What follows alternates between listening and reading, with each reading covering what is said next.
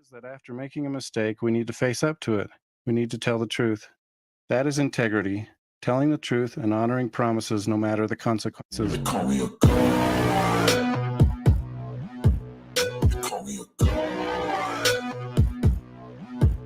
They call me a god. They call me a god. Let's go. I'm about to go off like a weapon. Fuel to the top, got a filled up engine. In my thoughts, obsession. I will not stop, no, I'm never second guessing.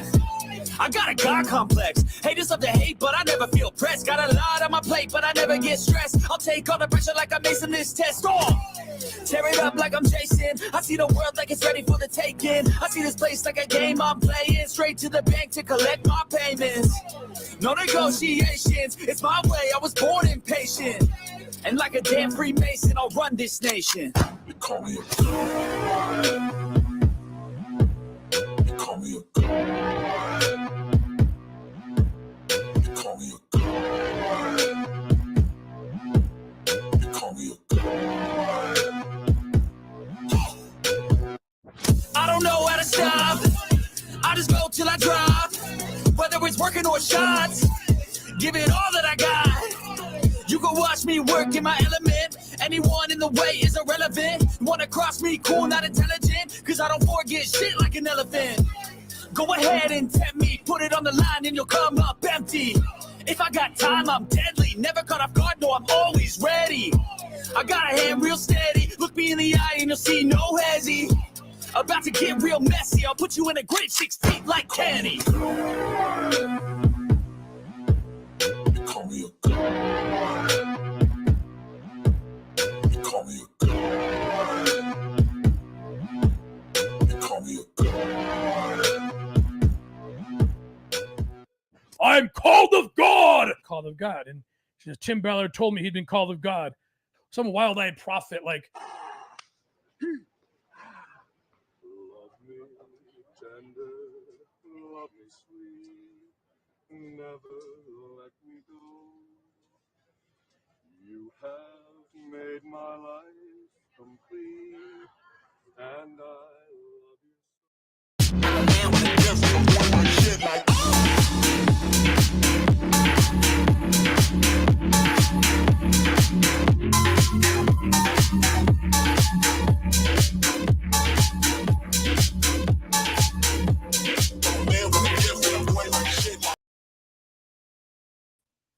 Welcome, everybody. How are y'all doing?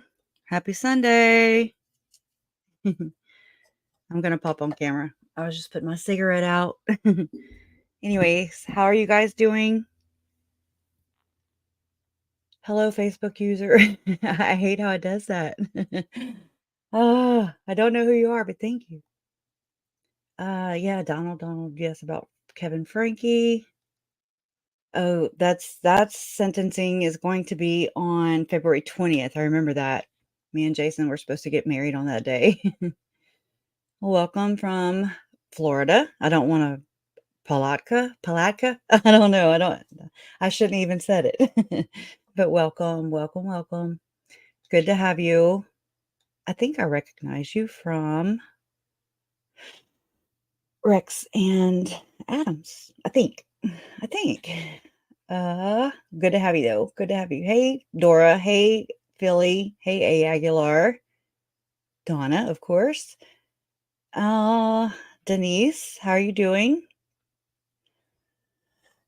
Oh yeah, I'm running late. Like every time I nail myself, and I do this to myself all the time. It's a regular Kresha style, and I have so much information. I have so much research. I have it just bursting at the seams. I've got it written in my notes. I've got tons of notebooks, tons of binders, and I have so much stuff in my cloud storage accounts and in my Canva app, and then it becomes very overwhelming. So I just am trying to catch my breath because I'm freaking myself out.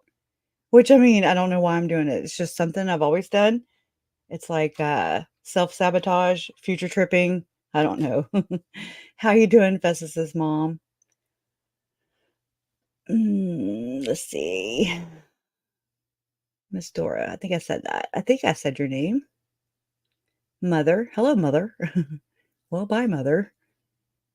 I wonder, Rambo says, I wonder if Chad is getting lightly worried by now. And John Pryor can work for God, pro DEO or DO, oh, for free. Silly. I wonder if he is. I mean, it makes you wonder if he's like super stressed out or here, I'm gonna pop on camera. Okay, sorry. I don't know if he's super stressed out or if he's like, no, I've got this. If the narcissism is kicking in, what? Oh, I have makeup on. I was like, I think my beauty mark moved, but no. All right, well, see, there you go. You get to see that. But anyways, I wonder too, because it would speak a lot to his ego, something we all want to know. I also thought about buying a cardboard cutout and just that's basically what he does anyways, right? For whenever, like, I want to go to the trial. I don't want to be there the whole time. But I'd like to go for the opening and I don't know. I don't know yet. Still don't know. Welcome from Missouri. Welcome. Welcome to Louisiana and everybody else's living rooms and cars and wherever everybody's at. So I'm just glad y'all are here. Thank y'all for being here. Hello, Pink Volo. It's been a long time. Glad to have you. Dances in the Rain. Spokane, Washington. I've never been, but I heard I was next door, Idaho. But I heard it was very pretty there. My best friend, she used to go there to visit family. Angela, yeah. Hey. Bonnie. Oh, yeah. Well, I mean, it is what it is. We could, and I say we, like I'm in it, but one could bend backwards both directions, and I don't think it would ever be good enough. It would just, well, you did this, but you didn't do this, or you know what I mean? It's just, it's within, I do believe. And it really does suck because this is a very hard process to go through. I even let, there's some comments, and I don't normally get nasty comments. I just don't. I have really good people, and it just is pretty low key. And I like it like that. I hate drama. I can't stand it. It, I'm anxious enough. I don't drama. I'm like, ooh. I mean, I can't. I know me these days, and I don't need that. I don't like it. Never have. But I kind of limit myself with the comments and stuff, and I knew that would be a loaded subject, or a loaded video to go and combat the comments. And I mean, I don't delete anybody. I've done it like twice or no, 3 different people over the course of this entire public YouTube. I didn't even know I didn't know how to do all this stuff until this happened. But that's the only reason I'm here. And that's really the only reason you're here too. So, I mean, it's because of them. So, it brought us together. And did I set out to do this? Nope. uh, this is so odd and awkward and difficult. It's difficult, but it's not about me. It's about them, and it's about getting answers and um talking to you guys with the community. And you guys go everywhere. You feel free. You do not have to choose. Know that. You don't have to have an allegiance with me or just go wherever your heart tells you. Don't go anywhere dangerous though. You know what I'm saying. I don't make you I would never want anybody to have to choose, because I think that's silly. I think that's in narcissism territory. I just I don't know. I don't like it. But anyways, it's just such a weird it's a weird, y'all know I've said this so many times. It's just a weird position to be put into. But then yeah, so I went in my comments, and for the most part, it's just whatever. It's whatever. And I'm just like, we do read the FOIA docs. We have the FOIA docs. I've got the FOIA docs. I didn't see none of that stuff in there. I mean, I know there's the rest of the story coming out too. You know, but I'm not hanging on to anything for any answers. Not not those kind. Um, and I mean, again, to each their own. I'm not saying it's wrong or right, or it's just her way. And hey, it's respecting people's, whether they respect you or not. It's respecting people's boundaries and their process. And you just, um, because it's got to be hard, for everybody, for her too, everybody. But yeah, so there was a comment, and I mean, y'all know how I felt about monetizing. And it still bothers me. I'm just like, well, should I do it? Why? I can't stand it being thrown in my face. Like, my time is not free. I don't know. I mean, I'm not young anymore, so I can't live off my looks. I'm just picking. You know how I am. But I I don't know. It's weird because I know at the end of the day, or at the end of the case, or at the end of whatever, I mean, I never set out to write a book, but other family members, they're writing books, and that's fine. Everybody has a different perspective. Jesus. It's not like the authoritative book or source or story, I mean, we all have our own perspectives. You have your own perspectives. I mean, there's other people that have written books and have told the story. Netflix, um, different documentaries, Doomsday, Leah Satilli, her book. I can't think of the guy's name right now. He's a British guy. He wrote a book. And I mean, AI writes books, there's those too. And then, there's Adam and Rex. And again, it's the sun comes up for everybody every single day. um, it's I think it's neat because it's like everybody that reads it, everybody that follows it, everybody that is talking about them, the victims, Tylee, Charles, Tammy, JJ, and Joe. It's like, y'all know how I've said this so many times before, but whenever we talk about them, it's like they truly never, and I know they're dead. That is the reality of this. I know, right? But I mean, we can't bring them back. We cannot breathe life back into them. We would have done it. I'd have done it. We'd have done it. Everybody would have done it. And that's just not how it works. But unfortunately, we just do the best we can with what we have going forward. I try to, think about if they were looking at me, watching me, would they be proud of me? Would they be embarrassed? Would they be, mad? Would they feel proud? Am I representing them in a good way? Am I, it's just a balance that I go through.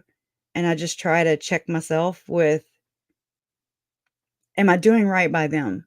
Am I doing right, am I honoring their lives this way? It's just all the things. And it's not always right. I mean, I'm in this too, myself, my own feelings, my own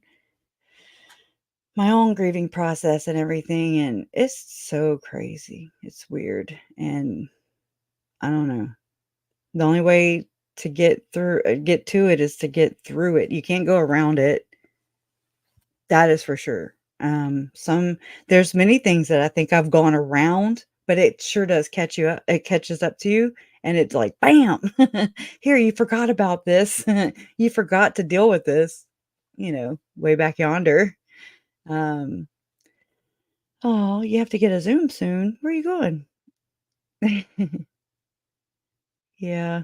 But anyways, not to go off on that tangent, but still, it needs to be said too. But like there was a comment that was just like, have fun giving Crusher your money. And I was just like, oh my God. Well, all I'm saying is if you're gonna raise that fight or whatever, that argument, okay. Um, I'm not bawling. I'm negative, if anything. I'm always negative in the bank account. So help me with that. Or just not help me with it, just help me wrap my head around it. I pay to do this for the most part. I really do appreciate what everybody does give when they can. It's not expected, but it is appreciated. I mean, anyways, it just goes off into the weeds. And I'm just like, okay. And then I kind of start feeling bad because I fought with myself. Do I do this? Do I monetize? Do I not? Um, you know, anyways, and it does help me pay my subscriptions and things like that I use, to do this. Anyways, but I mean, all I'm saying is then I know that the other person will have a book I wonder if it's going to be free because that sure does get thrown out a lot. I'm just saying, hello, pot, I'm kettle, that's all I'm saying. It's just very frustrating. I'm just like, okay, are you looking that far ahead? Not, I'm talking about the commenters, it's very ignorant and it's very blamey too and weird. It, oh, I do have to say this for the comments that are, and I mean, I know y'all have seen this before. I know y'all have seen this before because I've seen it before. And I mean, I've said this before, but I don't it's like in a certain tone. It's a certain way. And it really is it's very victim blamey as far as if this is the comment. Tell me what you get out of it. It is if Tylee would not have gone to take care of of JJ to Rexburg, she wouldn't have been murdered. And I'm just like, what? I mean, what? I just it's like, wow. And I mean, I understand she went, but I don't think that's we don't know. I mean, that's just one of those things. And so it's like saying that it's JJ's fault. It's Lori's fault. It's Lori's fault. Ultimately, she's the murderer, convicted. Um, but I mean, it's in the context into which I believe they put it multiple, I mean, not just one person, but over the course of this time. And so I don't know. I just like to bring things up like that because I don't know. Like I said, I've said it before. Like if she was just going to protect her brother, but that's not all. I mean, that was her mom, and we don't know. We were not there, unfortunately. It's just the woulda, shoulda, coulda thing, and oh my God, that is hell. If I live there, yeah, that would have messed up Lori's plan, right?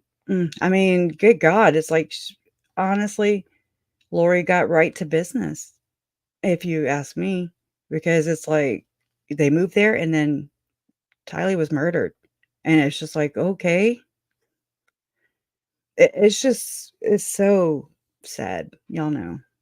It is sad for both of the kids. I don't pit anybody against each other for sure. Definitely not murdered victims who aren't here, to speak it, to talk and tell their story. So I don't know. I don't know what those kind of people are besides gotta point the finger somewhere and you know, it is what it is. Yeah, ignorant. Yeah, ignorant. Definitely. Okay. Well, let me one thing I did not do is grab the documents for the court stuff. So I'm gonna go look on Facebook real quick while you guys chill. My eyeliner keeps rolling into my finger. So you guys had a good weekend? I hope so. We've had a really today was so chill.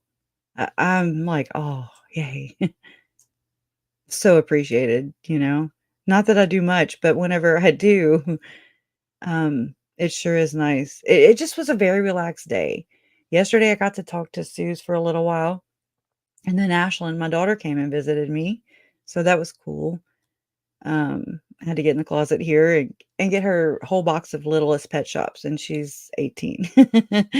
So and she got a tattoo on her back, and it's really, really tasteful, and it matches her big time. She just had gotten it the day before, and I was like, "What? It looked like you've been having it." No irritation or anything like that. She don't have my skin. I got this when I was 35, and I was like, "Why the hell did I do that?" And it's in Japanese, and I'm American, and so I'm just like, "What were you thinking?" And anyways, it means strong woman. If I ever wanted to know in Japanese. Let's see. Let's see. I usually can go to Doomsday. They'll have it, or 50 Shades. Let's see. Okay. So, Stephanie May with Doomsday, the Doomsday Facebook group, Justice for JJ and Tylee. They have Lori's case in Arizona, state supplemental notice of disclosure. Um, I don't know. Let's see. Let me go back over there and share my screen, right? Do something with my time. Okay. Oop. I wish it would automatically put me to the side of it or something. Okay. All right. Okay, so this is Arizona, and this was filed on 2/12 of 24. Uh, Rachel Mitchell, Maricopa County. I don't know how to, it's kind of looking like Idaho's now. So, anyways, it says in the Superior Court of the state of Arizona in and for the county of Maricopa. And it's the state of Arizona versus Lori Vallow. And it's a state supplement notice of disclosure uh, by the Honorable Justin Bareski. Okay, the state of Arizona, by and through undersigned counsel, hereby gives, sorry, I looked away, notice pursuant to Rules 15.1 and 15.6 Arizona Rules of Criminal Procedure that the state may present the following additional evidence or call the following additional witnesses in the case in chief or as rebuttal witnesses. And it's saying Nicole Heidemann for the FBI. She was an expert witness. Okay. Okay. And that's short and sweet, right? Submitted February 12th. Okay. And then what? Okay. Let me get out of here. Okay. Y'all are going to see it though. Okay. And so this is what they posted. It says, listen, FBI analyst Nicole Heidemann takes the stand again in Lori Vallow Daybell's trial. I wonder, yeah, let's just see what, I forget.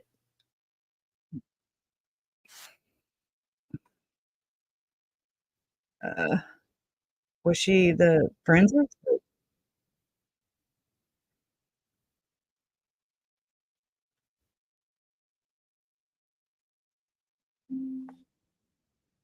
Okay, I remember her. Oh, okay.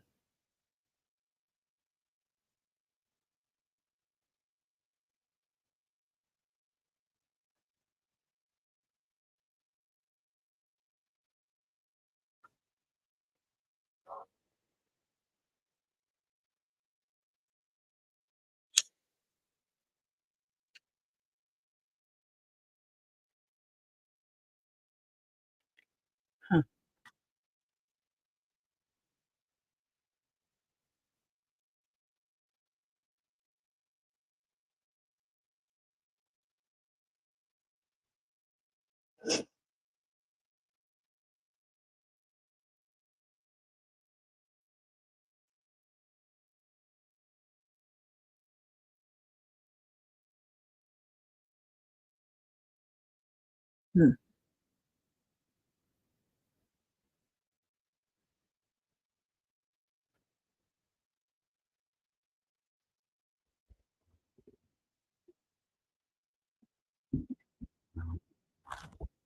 Oh, Chatty.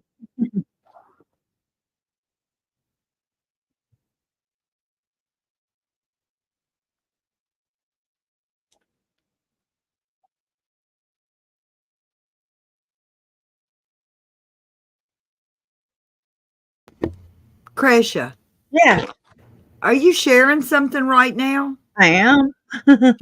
Well, we're not hearing Okay, anything. We're just there it seeing is. face. I'm Okay, so good. sorry. That did That's that last fine. week too. Gosh. That's okay. We were reading it, but now we want to see it. Okay, Oh my I'll get gosh. out. Okay, thanks for telling me. Oh, y'all, I'm so sorry. Okay. Ah, there's too many tabs open, is what it is. Okay, so it's just Nicole Heidemann. It's her testifying. Oh my gosh, Lindsay Blake calls her back up to the stand. Okay, Do you she's a participate? tactical. Oh hell, let me go back. She's a She works for the FBI, and she's been there for 15 years. She's a tactical specialist, and she participated in the investigation regarding the whereabouts of JJ and Tylee Ryan. She said she did participate in that, and then she says, "Did you Lindsay asked, "Did you review data and other documents recovered from cell phones and or iCloud?" Okay, I'll let her say it. Let me go. Review data and other documents recovered from cell phones and or iCloud accounts? Yes. Do you recall specifically looking at iCloud accounts of Lolly Time and Lori for Style? Yes. As part of your investigation or your role in the investigation, do you recall looking for portions of what was later termed the James and Elena story? Yes. Can you tell us a little bit about how that was recovered as far as what type of format you found that story in? It was in a combination of emails, text messages, and notes. With the emails, could you tell who they had been sent from and who they were sent to? They were sent from and to the lollytime@gmail.com account. Do you know who the text messages were sent from and either by and to Yeah. whom? They were sent from a 515 number that has been attributed to Chad Daybell to Lori's iCloud. Well, Mr. James, right? And what about the notes? Where did you locate those? Those are in the Lori for Style iCloud account. There was not any timestamp, dates, anything on the note, so I can't say. Okay, I'm just necessarily pulling where up those some came from. folders while we do this, okay? Through your involvement in the investigation, did you determine who James and Elena were referring to in the story? Yes. And who was that? James was an alias for Chad, and Elena an alias for Lori. Did you learn of other aliases for Chad and Lori? Oh, yeah. Yes. And what were those? Again, for Chad was Raphael, and Lily for Lori. And you had gone through, was it time consuming to piece this story together? Yes. Did you have to dig through a lot of phone data, Through the iCloud data. the iCloud data? Yes. Okay, I don't know what she's trying to get to. And in piecing it together, was there a reason that you were asked to do this or that you took on the role of piecing this story together? Yes. And what was that? I think it was, To organize it. It was in yeah. so many different places. So to put it together into one story was my task. And y'all know that that's not even the complete story. I forget where I picked that up from. I want to say whenever I was binge listening to Chasing a Murderer, um, just kind of back to back last week, I was like, oh my God, that's not even the whole dang story. It's just a portion of it. And I just don't want to even know the rest of it, honestly. But yeah, so I just wanted to kind of get a feel for, you know, what Nicole Heidemann, the FBI agent, what she was going for, or why they were wanting to use her for this. They're wanting to call. See, I have no short-term memory, y'all. So, God bless y'all. Okay, that the state may present the following additional evidence or call the following additional witnesses in the case in chief or as rebuttal witnesses. Okay. So they are going to be using that lady, that investigator. Okay, and this is again from Stephanie May in Doomsday. Thank y'all so much. It states response to defendant's motion to extend time for expert disclosure and reports. And this is for Mr. Chad Daybell. Okay, and this was 2/12/2024. Okay, I'm not going to have to say all that again. All right, the state of Idaho, by and through the Fremont County prosecutor, hereby responds and objects to the defendant's motion for extension of time as follows. Okay, so they're saying nay to John Pryor. Okay, I had watched KJ when she went live with this. The defendant alleges in his motion to extend time for expert disclosure and reports that the state's discovery disclosure dated. Wait, that the state's and this is crazy. This gave me flashbacks of how this all, it became like all the filings that happened right before Lori's trial, and then they ended up removing the death penalty off the table, and that was weird. I was just like, wait, so they were late, prosecution was late, and so to sanction them, you removed the death penalty? I know. I mean, I'm not a legal expert. I'm not even an expert. But it just it was like, can't you find them like $30 or something? Like, I don't know. It was just weird, and I'm sure I don't understand it. So I'm understanding it all obscure. But anyways, I'm sure it makes sense to legal people. All right. Is that the part scientific in nature and it concerns the defense that the state's disclosure creates a situation in which the defense experts have created their opinions and have not been afforded access to all the evidence in the possession of the state, unquote. The defendant did not list which items he was specifically referring to. You got to be specific, Chad. You got to be specific. Tell your lawyer. So the state can only guess as to what items he deemed quote unquote scientific. Well, thank God they're not dark. Okay, that's horrible. Anyways, to the best of the state's assessment, those items would include number one, an FBI cast. And that's interesting, though, that it's FBI related, just like the stuff with Lori. Okay, an FBI cast report prepared for the Maricopa County's prosecutor's office, which was only recently provided to the state of Idaho. But she's tactical, Nicole. I don't know if that has anything to do with it. But anyways, state's objection to, that's just the bottom of it. My bad. All right. Number two, pictures from the Idaho State Lab related to fingerprints of Alex Cox and fingerprint testing from the Idaho State Police Lab. And number three, an FBI cast report that the state intends to use at Chad Daybell's trial. So in reference to number one above, the state has informed the defendant that the state does not intend to use the cast report prepared for Maricopa County. So they're going to use everything else, right?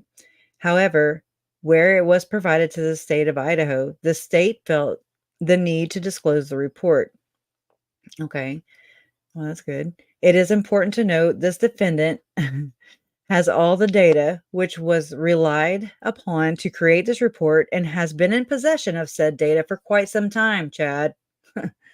Specifically, the Maricopa County cast report largely relies upon the quote-unquote Homer J. Maximus Gmail account belonging to Alex Cox. In the above captioned case, the defendant was provided said account information on August 9th, 2021. That was a long time ago. It is further of note that the defendant received the same data in a previous case on July 21st, 2020. So they've given it to him twice, if I'm understanding that right. Approximately 10 months before he was indicted in the above captioned case. Similarly, the Maricopa cast also relies heavily on Verizon phone records that were provided to the defense in the above captioned case on August 9, 2021. Okay, it was sent again because the investigators sent it to the state again as the state prepares for this defendant's trial. It is the general practice of the state to redisclose items if law enforcement sends it again to the state, which they did. Regarding number 3 above, the FBI cast report the state intends to use in this defendant's trial is mostly identical to the cast report used in the defendant's wife's trial. Oh, yeah. You'd have to divorce her, Chad, to lose that. So just because y'all swapping around Vallow and Daybell, it's not quite that easy, dude. Anyways, the state did ask the FBI to provide further information on the report regarding Alex Cox's visit to the defendant's house, your brother-in-law. The state is aware the defendant is already aware of those incidents. Also, the labeling on this report differs slightly. I want to read the bottom here, kind of. While the state will not be using the Maricopa cast report, the state did use information that is contained in that report in the trial of Lori Vallow Daybell. The state fully intends to use said information again and would note that not only was that information disclosed to the defendant, is it just a repeat? I think so. Oh, wait. Let's see where it says on here. Okay, let me pause so I can clear my throat.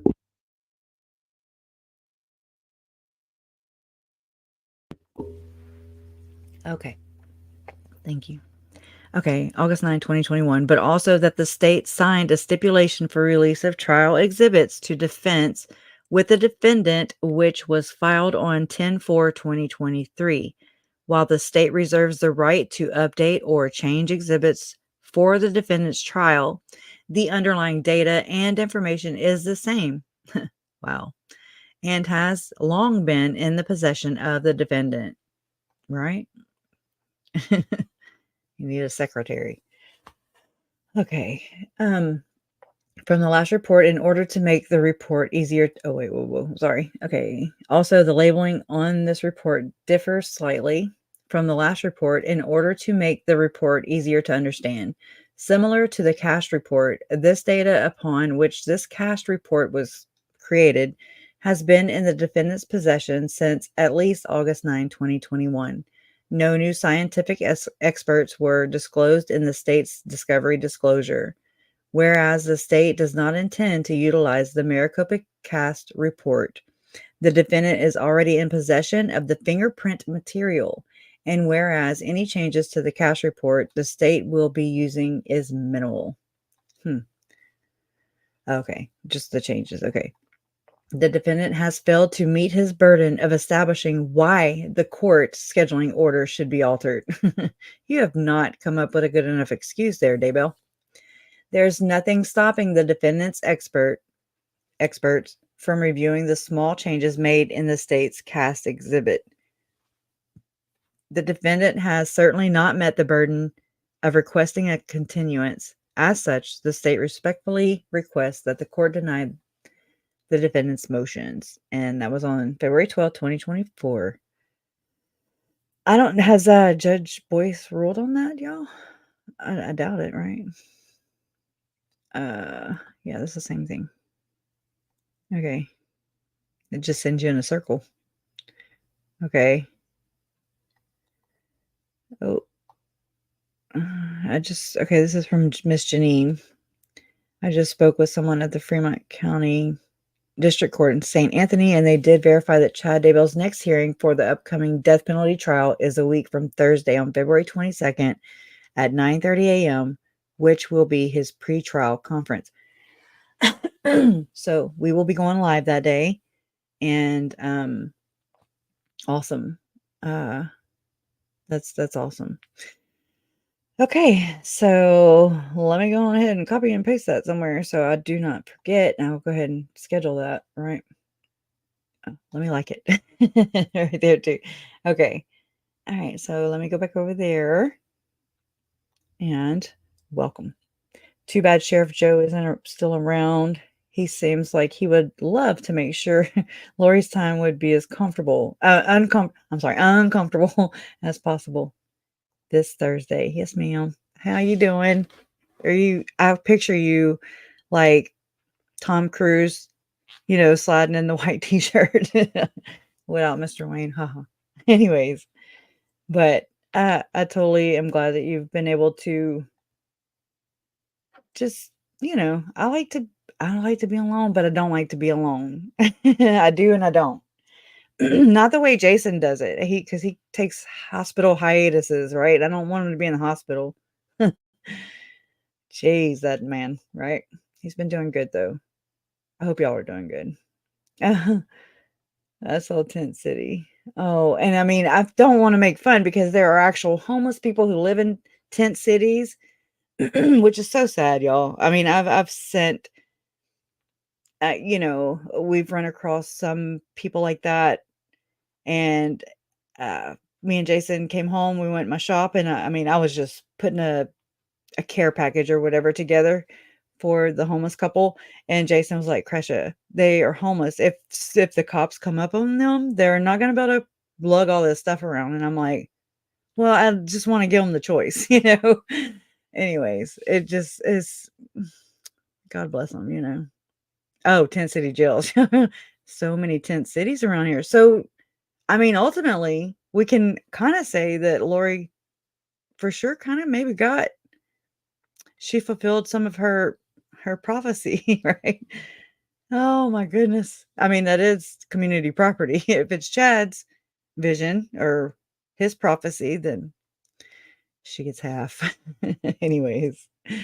Oh, thank you so much, Katie. And for the links too. I'm going so slow, so you have a KOA nearby. It's full and has tents too. It's too cold for that. Then we had a cold snap, right? I'm like, oh hell, it got really cold. But anyways, yeah. All right. I don't know. I think that's it. Are there any more filings? Y'all know? Because I mean, I didn't see any more. And I mean, I didn't look past that one day, but it was 5 days. I think that's it. KJ's much better at this than I am. Anyways, before we went live, I was going through my well, my goodness. I couldn't find my way out of a wet paper sack if I tried. All right, let me scooch this tab over here so they're together. All right. Anyways, and so I was up to 200 folders, okay, of Tim Ballard and there's some of Chad. Of course, it has some in there that actually I think these are the ones that are left. Actually.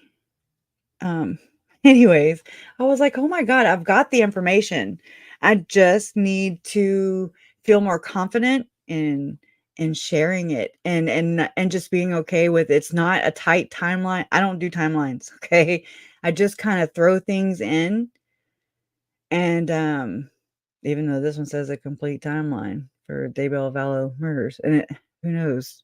I just kind of I'm like a little pack rat, I guess, and I just kind of copy and paste and move them around.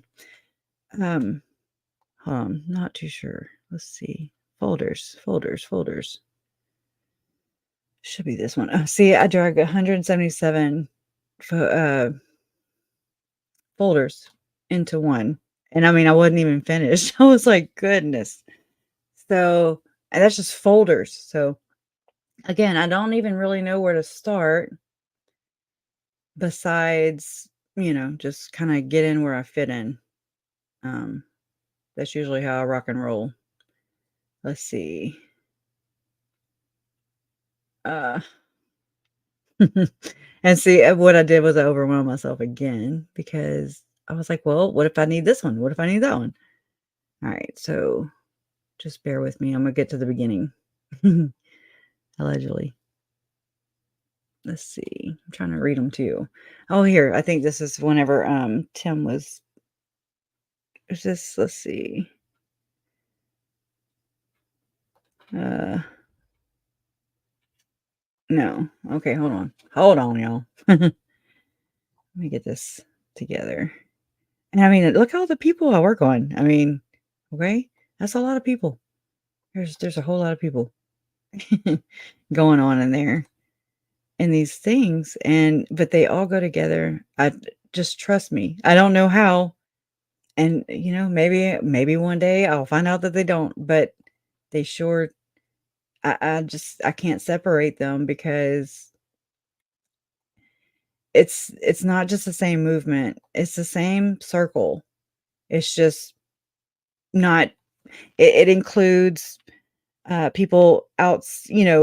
I guess the inner circle to a lot of people would mainly be Melanie Gibb, Zulema Pastinas, Alex Cox, Melanie Pulaski, Ian Pulaski, Audrey Baratero, and then even a little outside of that would be Christina Atwood, Serena Sharp, Jackie Clement, Nicole Earl, April Raymond, just kind of scooting more and more out.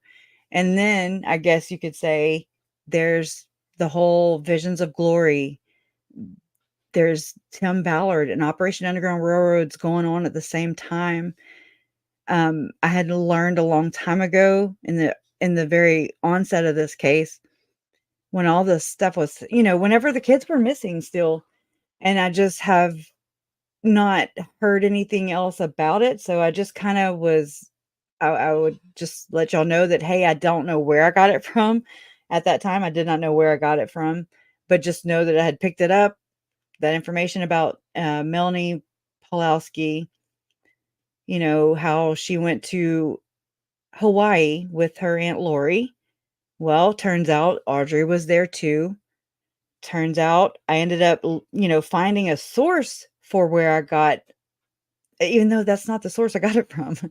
So, but the source I was listening to, JS for Justice is a podcast, right? And I was listening, I always go back and I revisit things because there's so many things that going through this, all the Nor Jasmine videos, just all Chasing a Murderer. Little channels are my favorite, really, honestly. I mean, I like them all because anybody who puts their time, energy, effort into telling their story, oh my God, that's more than anybody can ask for. Um, when Bailey Sarian did makeup, and that's what she does. She would do makeup and she would tell you about, murder, mystery, makeup Monday. And anyways, and I mean, there were like 2.7 million people or views that got their eyes on my family story. And this is before Tylee and JJ were ever found. And I remember telling mom that. I was like, wait, do you understand? Do you understand? When I was showing her Bailey Sarian, I was like, look how many views she's gotten. Just how many people have seen this story now?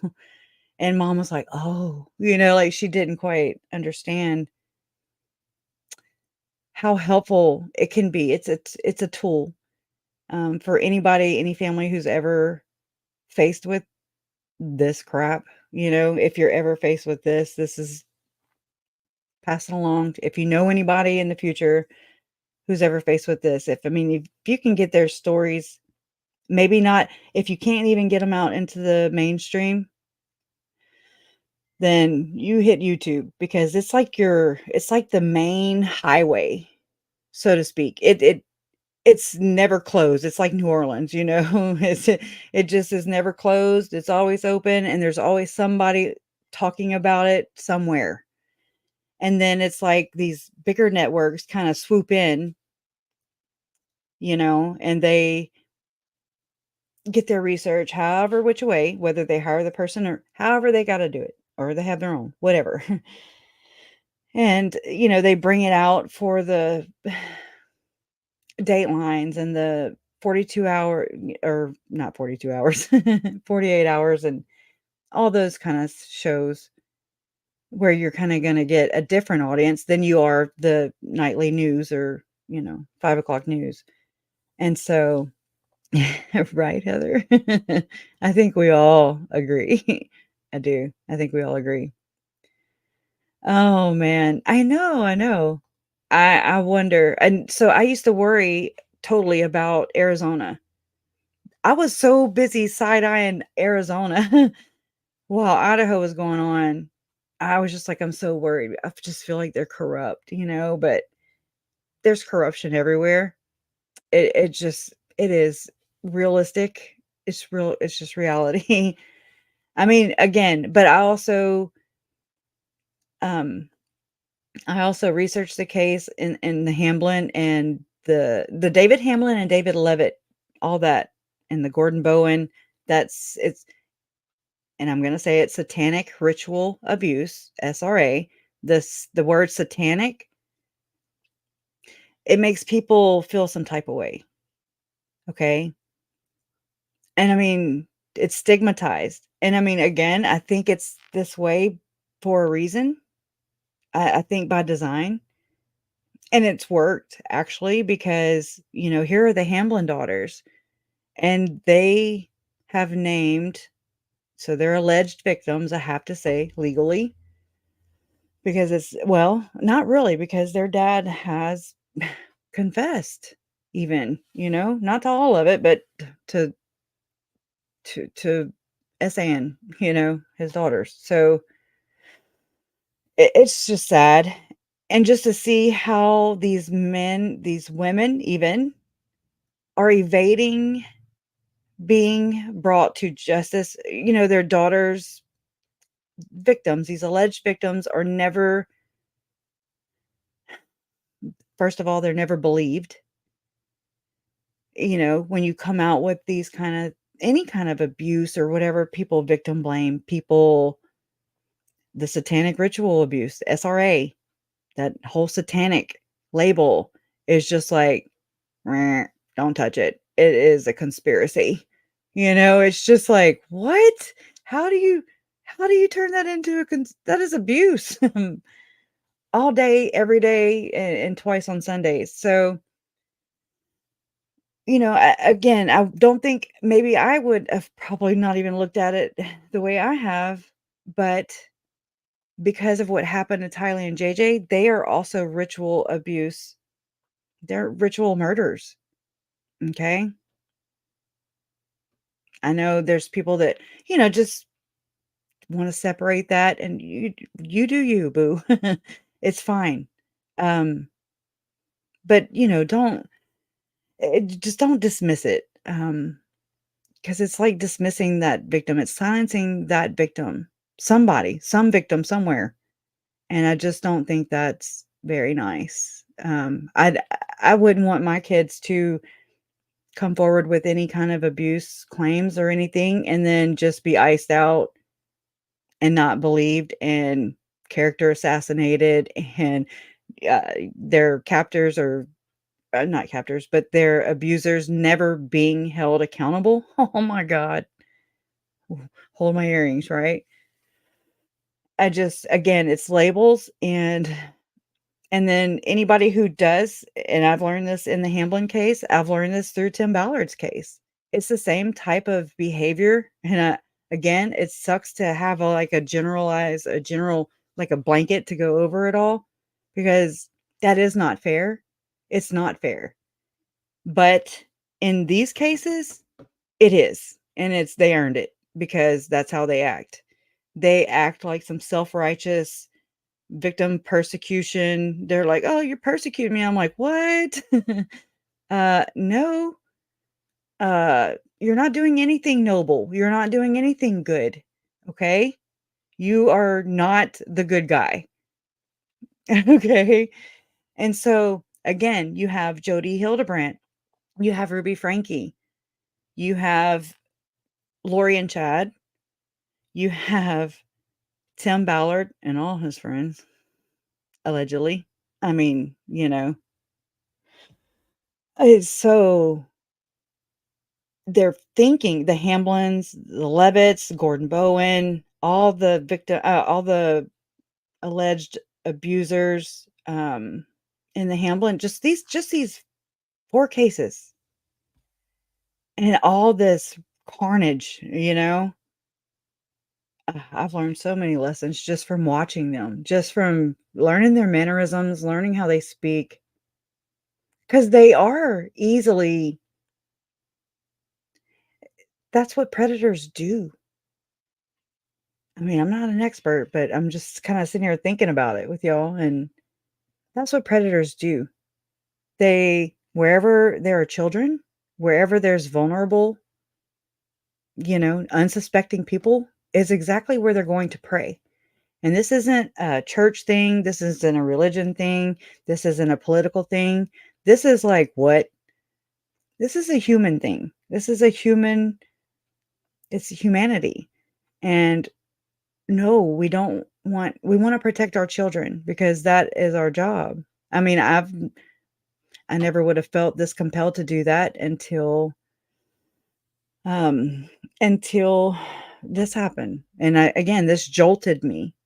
And I don't want it if this has never happened to you, I don't want it to jolt you. I don't want your family members being murdered and it just uh trauma just shocking you, however it affects everybody differently, but it woke me up. Um, I did though. Hey, I saw him on and I was like, I said hi. I sure did.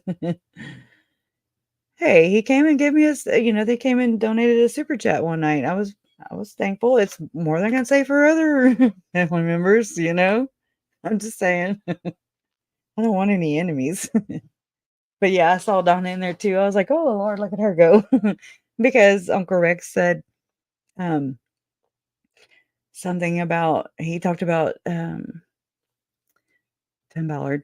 Not Tim Ballard, but he talked about Sound of Freedom movie, which okay. I was like, "Oh no, oh no." Because no, that's part of this. That's part of this is that, that is this. But again, everybody's in their own everybody. I can't make anybody say, "Hey, look at everything that I see and see it the way I see it," because that's just not how it happens. And so we're all on different levels and basically different devils. Hey, Fancy Nancy. Hey, Trace. Hey, I didn't say hey, TC. And I didn't say hey, Faye Car. Anybody else? But no, your cat is typing again. I hope your eye gets better too, Donna. Oh, that sounds painful. Okay. But like I just don't see how anybody can just honestly just look at the Ruby and there's too many damn names, right? Ballard, Hildebrandt, Frankie, Chad, Lori, the Hamblin, Levitt, Rossi, uh, Bowen, right? Oh my God. If true, I'm just saying. Um, it's just a very, it's just, I think like with the Hamblin case, it's just another part of let's say it's a can of biscuits and it busted, but it just didn't bust everywhere. Like when Chad and Lori, when everything hit mainstream, so to speak, and it hit the public and everybody became aware that that was even happening. Oh, and Blaze Thibodeau, the Thibodeau, I mean, come on, I feel like I'm trying to still convince people though too, so that's where I'm at. I'm always still trying to, like, make sure that everybody still is just like, "Yeah, okay, Krisha, we see it." So, every now and then, just let me know that you do see it, or if you don't, let me know so then I can 'cause I gauge myself off of what you guys say, how you react, how you respond, and I haven't done that in a long time, so shame on me, and I apologize for that. Because I'm just going. I'm just trucking, right? Oh, thank you, Chris. Oh God, I've been making some connections. If you ever want to come on, you are more than welcome to come on. Because this goes, it just goes, it depends on where you want to stop. It just depends on where and I can't stop. I'm one of those people that's just like, whoa, there's that over there. Oh my gosh, I must chase that down. But trust me, there is a top. Okay. Uh I'm there at the top, and just know though, if you do go this way, I'm gonna give you what I didn't get, but I didn't care. It will ruin your worldview of just about every damn thing. Because I mean, and I say ruin, but I would rather know the truth than remain in that ignorant bliss, so to speak. Which it can be. Ignorant bliss is so beautiful. But if I'd have never if I'd have never felt and saw the connections, I wouldn't be circling it like I do. I'm like a damn dog, and I'm just like, come on. But and it's like Chad and Lori, they came out, and just kind of, I guess you could say, gave us all a taste of what is so weird. Zombies. You're talking about light weapons and dark weapons and portaling and vibrations and multiple mortal probations. You're like, what? Isn't that reincarnation? And you're like, no. And you're like, huh? And then you're just, oh, well, glad to have you, Nana. Oh, Nona, I'm sorry. I don't know. I don't know. No, we are not crazy. We are not crazy. I'm not crazy. We're not crazy. I don't think so. I think it's just me and Jason talked about this last night, my fiance. And I was like, because I want to tell my mom, I want to tell my mom and Larry all the things that I've learned. But again, it's so much up in here. And not in a good way either. I mean, of course, you guys get that all the time. You get this cloudiness, the short-term memory loss. I'm just, there's so many things. And then I'm ADHD on top of that. And then all the things on top of that, and I'm just me. Anyways, I want to write a book. I didn't want to write a book. I was never in my life have I ever been like, I'm going to be an author one day. You wait and see. And if I ever would have thought of that, it would only be for a kid book or something, because that's about my, I just never was a big avid reader or anything, but I'm thirsty for the knowledge.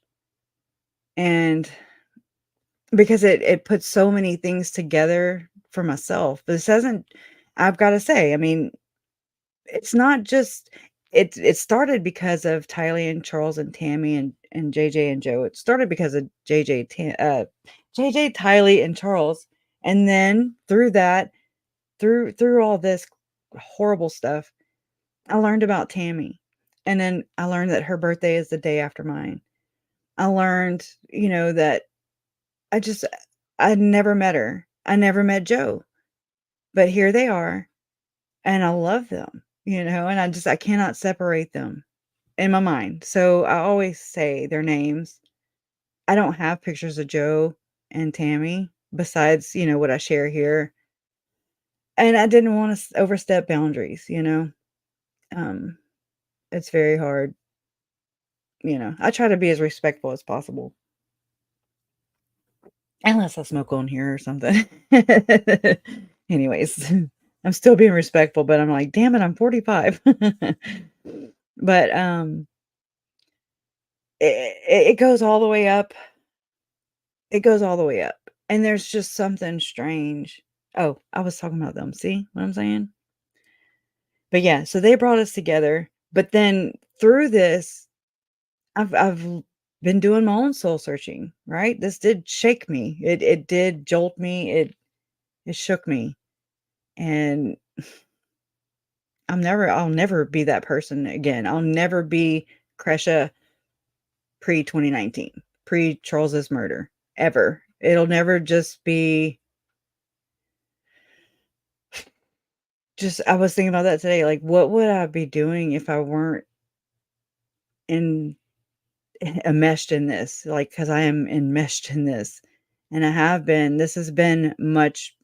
It's been my entire life, and then I know that sounds so bad, but I'm just being honest with you. I mean, I have consumed this every single day, every single waking moment, for the most part, unless I'm sleeping. But I'm always searching. I can't help it. One time, we turn YouTube off every now and then. It's not often. Hey, Robbie. Oh, it's so good to see you again. You got married? Did you get married? Oh, I'm so glad you're here. Um, I forgot what I was saying. Dang. It's nobody's fault. It's just mine. Short-term memory. Right. Um. Anyways, it'll come back. That's what I do. Oh, but I always find something. So we turn the YouTube off. We turn the tubes off. And it'll just be on like whatever. I think the History Channel was on one night, and I like watching like documentaries, like y'all. I watch documentaries like PBS, is it PBS? Like, I don't even know. I told him that I would just get me a gigolo because he was kind of going too long. You better simmer down, girl. Go get you an aspirin and put it between your knees or a dime. Oh, you're just on time, Julie. Welcome. But yeah, so my life has been, and I mean, this is my way. This is my way. Like I said so many times before, I don't think it's the right way, but it's definitely my way, and we'll pay for it later, and it catches up. And I mean, here we go. I've got, you know what I mean. I've got wrinkles. My kids are taller. They're graduating, and I'm just like, what the hell? It goes by so fast. And but again, I mean, there's so many things that I've soul searched for. There's so many things that I want to, just as a sister to my brother. He was JJ's real dad. He was JJ's biological dad. There's just things that I know that he physically, mentally, emotionally, all those things couldn't do, and I just want to be able to provide that to my brother if and when he ever needs it, which, I mean, he did need a time. He asked for a timeline. Donna helped with that. I'm like, "Oh god, I'm not a timeline person." 'Cause he wants to, he is in jail, and it's so hard, you know? I just I don't know. I know he'll find his way, and he has. It's in his own process, just like it's, everybody. Everybody has their own processes. Um, and that's fine, you know? It happens in his time. In your time, it happens. We can't force anything, because trust, we get knocked back down, and then you're like, "Oh, yeah, for what did I miss? What did I miss? Because I need to hurry up because God is humbling me right now." Like, okay. So you might as well take your time. Slow and steady wins the race. Ashlyn told me that, my little girl. She's 18 now. She told me that when she was in kindergarten, and I was like, "Yes, slow and steady does win the race." And that was a big relief. I had to kind of take it to extreme though, because then I procrastinate and things like that. Oh, oh, I used to hate being alone, KJ. I really, really did. And then again, I met Jason just in time. I did. We had a little window of, I swear, and this is gonna sound frou-frou for anybody who doesn't believe in God, whatever. I'm not trying to push anything on you. This is just how I perceived it in my belief system. But whenever I first met Jason, I wasn't looking, was so not looking for the first time. And I really just wanted to be by myself for the first time. I thought I did. But then Jason happened, and then it's like I quit drinking. I just stopped. It wasn't like go to AA, and I mean, again, I don't know what it was for me. It just was like, why am I doing that? You know?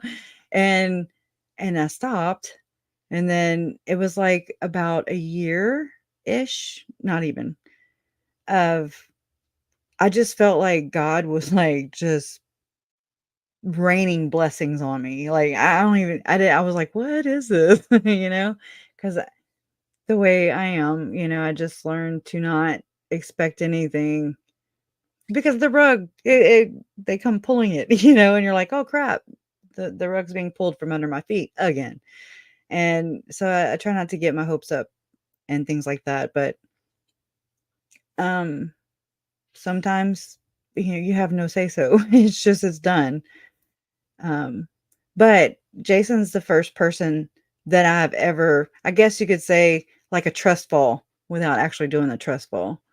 I would trust him though if I did actually do a physical trust fall. Well, poor thing though, Oh, he's not as good with his left side since his stroke. But anyways, I think he would still catch me.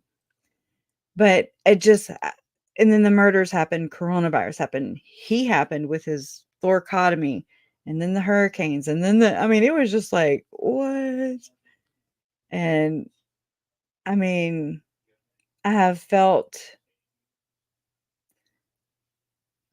I guess you could say, safe. I have felt comfortable enough to just say, okay, I don't have to, keep up like I had to or like I did before with, the people I dated, things like that. I just could just relax and just know that I'm okay. I'm safe and I don't have to worry about all the little things. Yeah. So it just was very comforting. So I'd say the blessings, rained on me or whatever.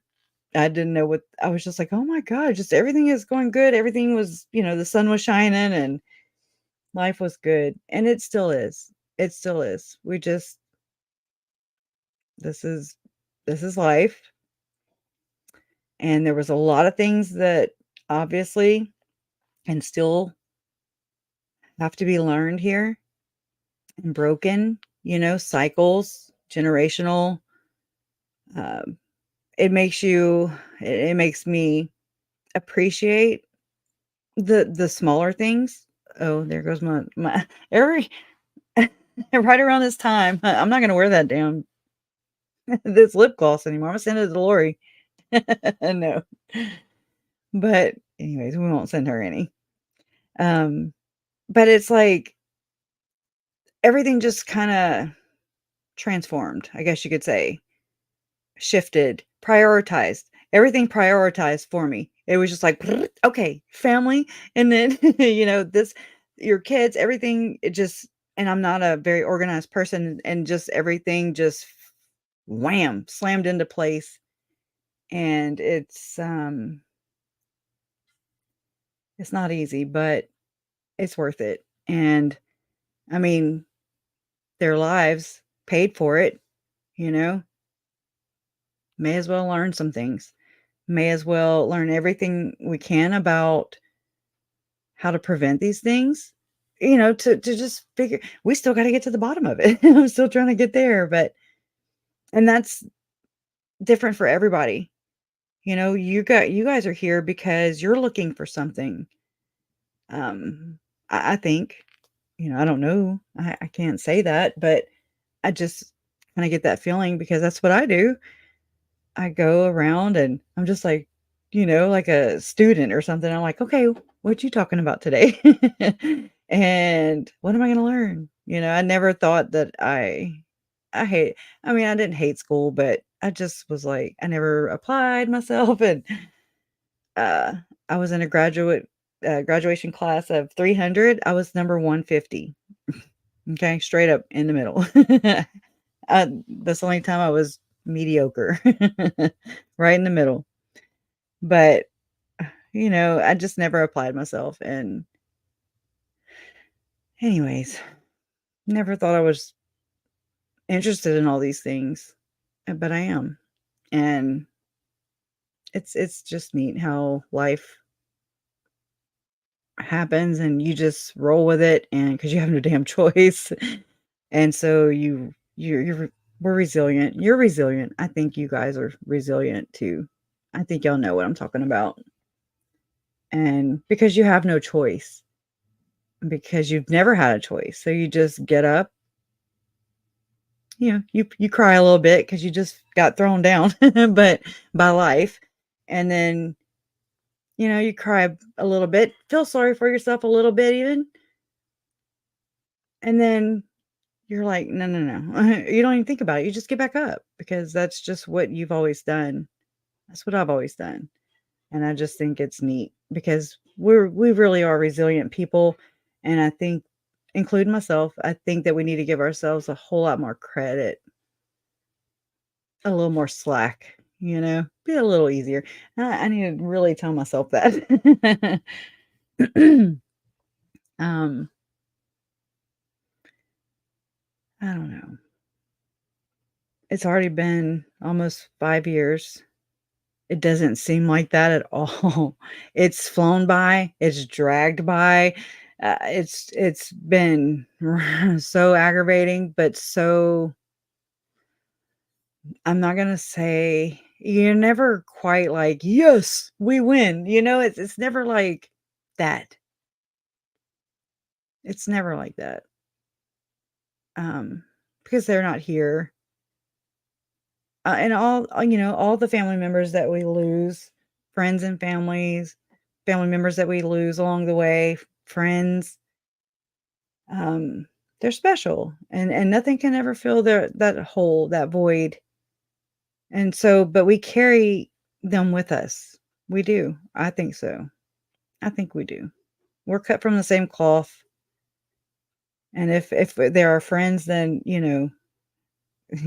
that it's like blood is thicker than water. But oh my God, it's neat when your own family, so to speak, forms around you and you're like, oh, these are my people. These are my people. And you're not blood related at all, but you really get each other. I get y'all. And I do appreciate you guys. I really do. Yes, ma'am. God prepared, not God prepared us for unfortunate things to come by bringing him at that time. That's, yeah, beautiful. Thank you. I think we're all here and we all carry, again, I remember being in PE. It was a long time ago. I need to be in PE again. Anyways, but like it was like I don't know what they call it, but I was in second grade and it was like a big parachute, but not in the air. But you every kid was in a circle and you grabbed it and then you did like that and anyways. And I just think that we all hold a piece of that tapestry or whatever this is, network, just a whole bunch of us. We may not be related, but we cross paths and everybody has something to bring. Everybody's looking for something. And all we have to do is just, be as nice as we can. Treat everybody else like we want to be treated. I know sometimes it's hard, but then we're like, well, remember that time when you were an a-hole or whatever, I mean, not everybody's on their best game every day. And so we need to forgive people just a little bit more. We don't know what they're dealing with. Yeah. It's just, I don't know. I need to probably get out more and then I'll be like, what? But I don't know. I am I don't know. I do want to put this all behind me.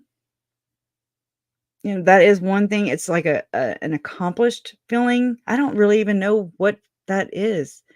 Not accomplished, but it's like one down, 1, 2, maybe 3 to go. you know?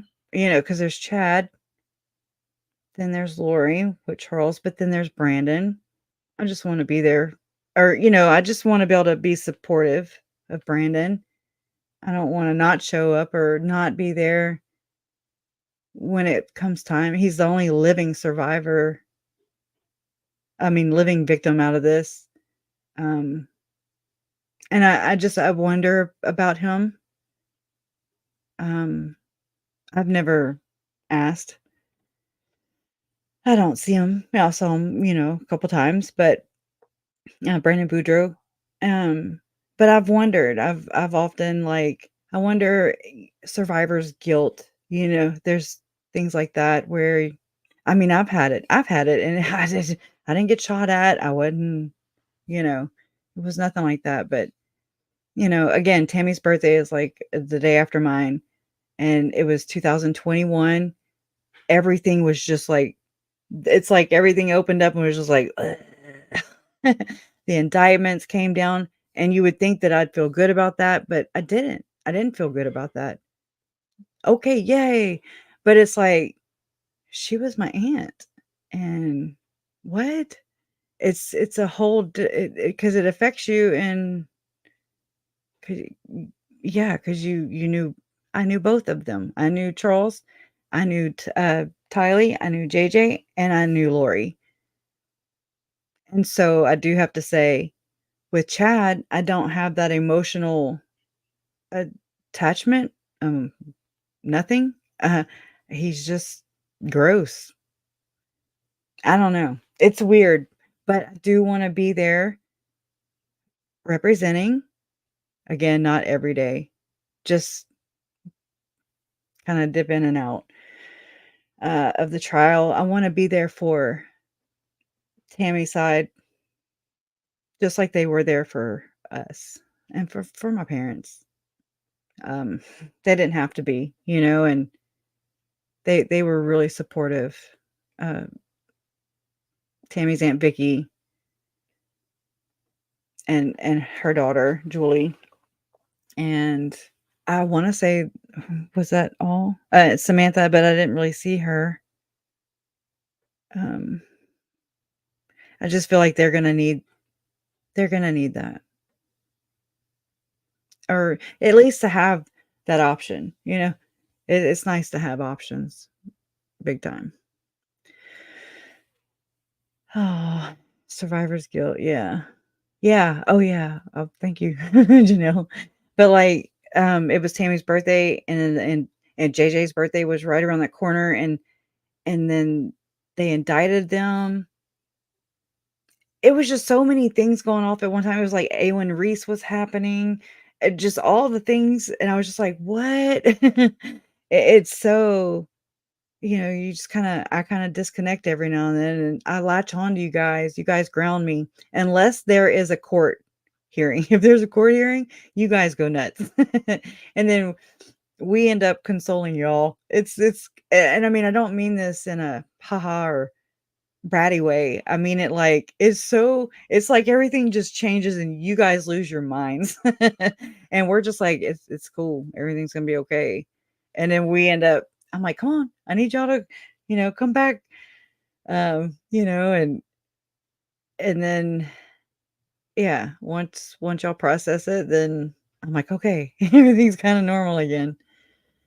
But yeah, I don't know. I don't know how his children are. I don't know. I don't. Ooh, I just try to. Whew, I feel so bad for their journey. Just it's super. I just try to think about them and give them compassion, empathy. I mean, I've never talked to them. I don't know if they even know I exist. But it's just like it's like we've been bonded. We've been sealed together, so to speak, by these tragedies, by these horrific crimes and money, power, sex, whatever it may be, whatever it is. It's horrible. And anybody who has lost a family member and or a friend, somebody close to you, uh, through death, through natural death. I mean, that's a whoa, but it's so different whenever it's murder because it's then personal. It's they done messed with you. They messed with yours. And it's woo.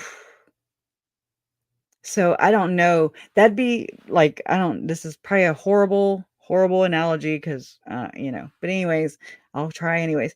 But it's just like pushing the gas pedal and the brake pedal at the same time. That's how I can. That's how I kind of picture what it's like for the Daybell siblings. Oh gosh, can you imagine? Whew. I just want to treat them or think about them how their mom would want me to think about them and treat them, you know? And I mean, again, their mom needs a voice, but they have to find theirs first. And I think and they will in their time, in his time, in God's time. Don't you doubt it. I have faith in that. And we'll be here. Everybody will be here. We'll be here. And just be here and be a soft place for them to land, for anybody to land, That's what we gotta do. We gotta soften up a little. But I didn't talk about none of this stuff I was supposed to talk about. I like when these things kinda happen and, it's like a connection. We get to connect. And I appreciate that because it's needed, That way if I go this way and we end up just kinda getting in the feels or whatever, then it was needed. I love you too, T.S. Jackson. Oh, well, I'm saying it to you, T.S. Jackson. You're saying it, Trace, but I mean to KJ, to somebody who's a terrible witness. Oh yeah.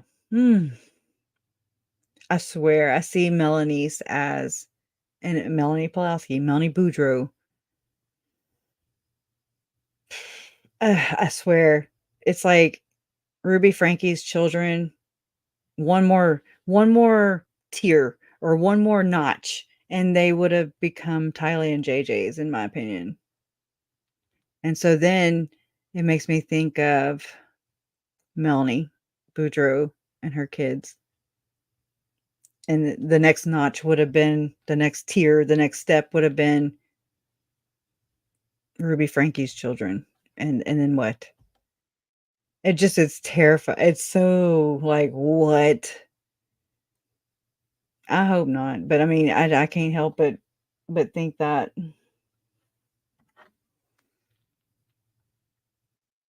Hmm.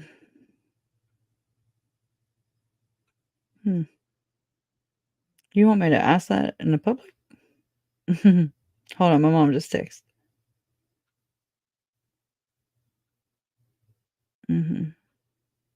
Okay, not in the public. Mom must not be watching right now because anyways, I'm like, what? Anyways, yes, and Blaze Thibodeau. Blaze. And I hate to keep saying his name because, I don't want him to be attached to the stigma, to running across his name or anything, with thumbnails and just, you know what I mean? That's got to be a difficult time for him and his family. And however that's gonna pan out and however that looks for him, oh, I can't help but feel this is whenever I feel like it's not winning, but it's like it's making a difference. It's making a difference. It woke Chandler Police, or you know what I mean, Maricopa County up. It woke the law enforcement up. They were like, whoa, nope, we're not gonna have a Lori 2.0. And I mean, this is going it's not stopped. So I'm still trying to find that artery and the way I can go put pressure on it. And I say I, but I mean it's we. It's team. It's team effort. Um, but I mean I can't help but just feel super proud, and it wasn't in vain. That's whenever their deaths are not in vain, because it saved another life potentially. It opened some eyes, as it should have, as it, I don't know how it couldn't, but there's people who've never seen their faces or heard their names or never heard of Lori and Chad. And thank God, because we need a good jury. We need good jurors. We need um we need justice. And I don't think it's something different for everybody. Justice looks different for everybody. But making a difference, you can change all the laws and you can change procedures and things like that, but you still got to enforce them. You still got to get people not to break them. There's things like that, but it's another step. It's another, it's like it makes it matter. I don't know how to put that. I'm not really good with my words.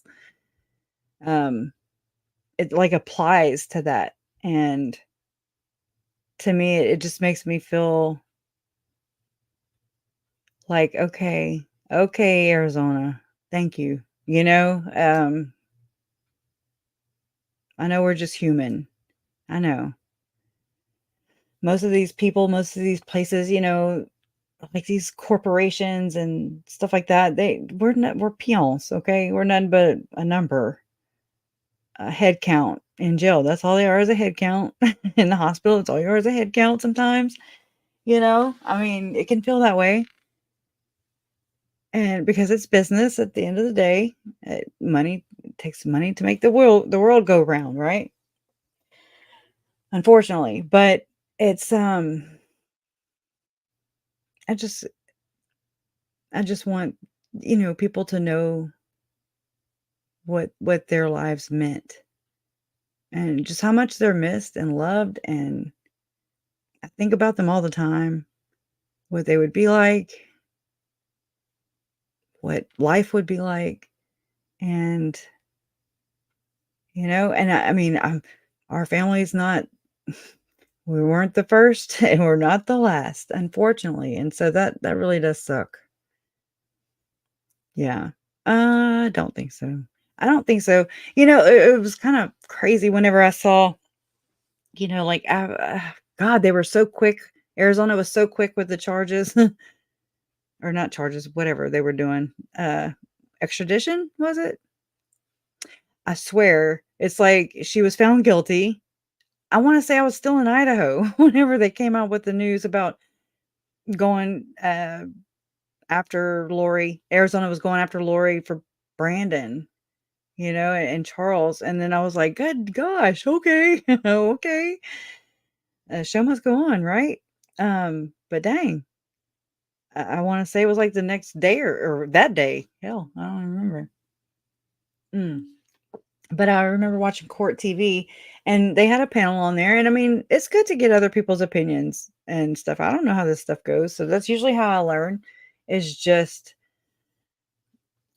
reading comments, hearing people out, their perspectives, because I mean, it's different, right? But I remember them saying, the lawyers that were on the panel, that were impaneled on court TV, and they were talking about, well, I mean, kind of they landed on, well, honestly, at the end of the day, it's going to cost a lot of money for Arizona to even prosecute Lori when she's already convicted in Idaho. And I mean, I get that. Business crushes, like, yeah, that makes sense. And so, but and there's a big but, right? And so, but that's whenever Brandon matters, his justice matters. So does Charles's justice matters. And I think it just brings it back full circle, and to where they can see this through. They might, we know what happened. We know, they know, they know. If they care, then they know where they failed, where they didn't, you know what I mean? But again, I think the learning from the mistakes, which I think we kind of see in a general sense, how that kicked into gear for Thibodeau, Spring Thibodeau, and her brother, Blake Hill, I think. I always forget their names. Y'all, there's so many names. But I just don't see them actually, I don't see them, I don't know. Maybe they will shock the hell out of me and you and everybody in here. But I just don't see them with it being so costly, death penalty. And now, one thing I have not looked into was how Arizona handles their oh my gosh, their inmates, their death row inmates. I watched Idaho and I was like, oh my God, what are they doing with suitcases and where are they going to pay and buy the drugs? What? No, we don't do it that way. That's something my grandma would have done, my mama Tran, just old school. Got things done, but we can't do that. That's not how this works.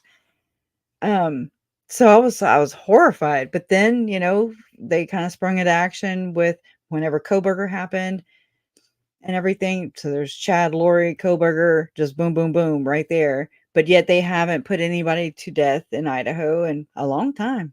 Gerald Pizzuto, he's already gotten out of it a couple times.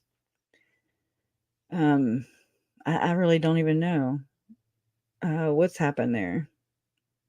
Death row in Arizona is complete isolation for like 23 hours per day, right? But I mean, I don't know. Like, when's the last time they executed anybody? I'll have to do some research into that. But I just don't. I know it costs a lot of money. We do know that, right? And so I don't know if they'll do that knowing that Idaho is basically going to foot the bill, so to speak, besides the tax dollars that are going into prosecuting Lori here in Arizona. Thank you for your tax dollars, right? Let's make an example of this hooker. I think that's what we're doing. I think that's what is being done, because ultimately she is 3 life sentences. She's got 3 LWOPs in Idaho. They didn't even have to do what they did. So I was shocked whenever I heard those lawyers say, why it would cost money. And I'm like, that's just me and my feelings. That's my family. So I think my Uncle Charles deserves his justice too. Jeez. But that's where I'm just like, oh, okay. Am I being selfish because he's not here? You know what I mean? I don't have a say so over it, but it just kind of shocked me whenever I didn't even know that was an option. I didn't know it was an option for them to just be like, nah, we'll just let Idaho do it. But they didn't. And so I'm proud. I'm proud that they're swift too. And I like that. I respect that. I can get to, I can like that. I can sign on to that. So what do you think? Do you think that Lori will get the death penalty in Arizona? Miss Treva? I'm serious. I mean, does anybody here think that? I agree, Chris. I definitely agree. Right. My goodness. Just all the money. Just all the carnage, all the wreckage, all the lost lives. It's just a shit show. And for what? For what? Really? James and Elena? Was it worth it? Because I'll tell you, it was not worth it for us, right? Ugh. Oh, I know. Hey, Jess. Hey, girl. How you been? It's so good to see you. I love your glasses. I love your glasses. Yeah, definitely so good to see you here. Definitely not in vain, as it did save those kids. The awareness of that, of what could happen. And then Lori, yeah, her being cited in those court papers, it's like, oh, you're a case now, girl. You're what do they call it? A case that's cited, I guess. Hey, Natalie, did you say Lori could get the death penalty? She could. I mean, it's a possibility. I don't think so. I don't think that they would. How many of y'all that live in Arizona would pay extra tax dollars to make sure that you got it? I mean, that's just a rhetorical question. And I know I'm laughing and it's not funny, but it's kind of like, oh my God. The stuff that I've had to talk about and think about and research, we gonna laugh every now and then. Yeah. Precedents, yeah. She should have life without parole in Arizona. Two of them with Charles and Brandon, right? I really hope that this helps whatever Brandon needs. Brandon seems to be chill, right? He always seems to, at the sentencing, not the sentencing, but the day that the jury came back and she was guilty, Lori was guilty. And then he just comes, Brandon makes a statement and it's just eloquent and nothing in a hurry. Like he's not. I've been more outspoken than Brandon is what I'm saying. And it's not that he don't want to and not that I don't think he can, because I know he can. But it's to me, it's like that chivalrous thing. He's real humble too. He's a humble spirit. And I mean, just gracious like that. And he's a good guy. And he didn't deserve that. He did not deserve that. None of them did. But I mean, he was shot at. He could very well have been, on the body count. And so God spared him for something. Only he'll find out what that is, or only he knows what that is between him and Brandon. And I think that he's doing great. I think that, I mean, that's my mom always used to say that all the time. She had a couple strokes and she was like, God didn't take me, for a reason. He kept me here.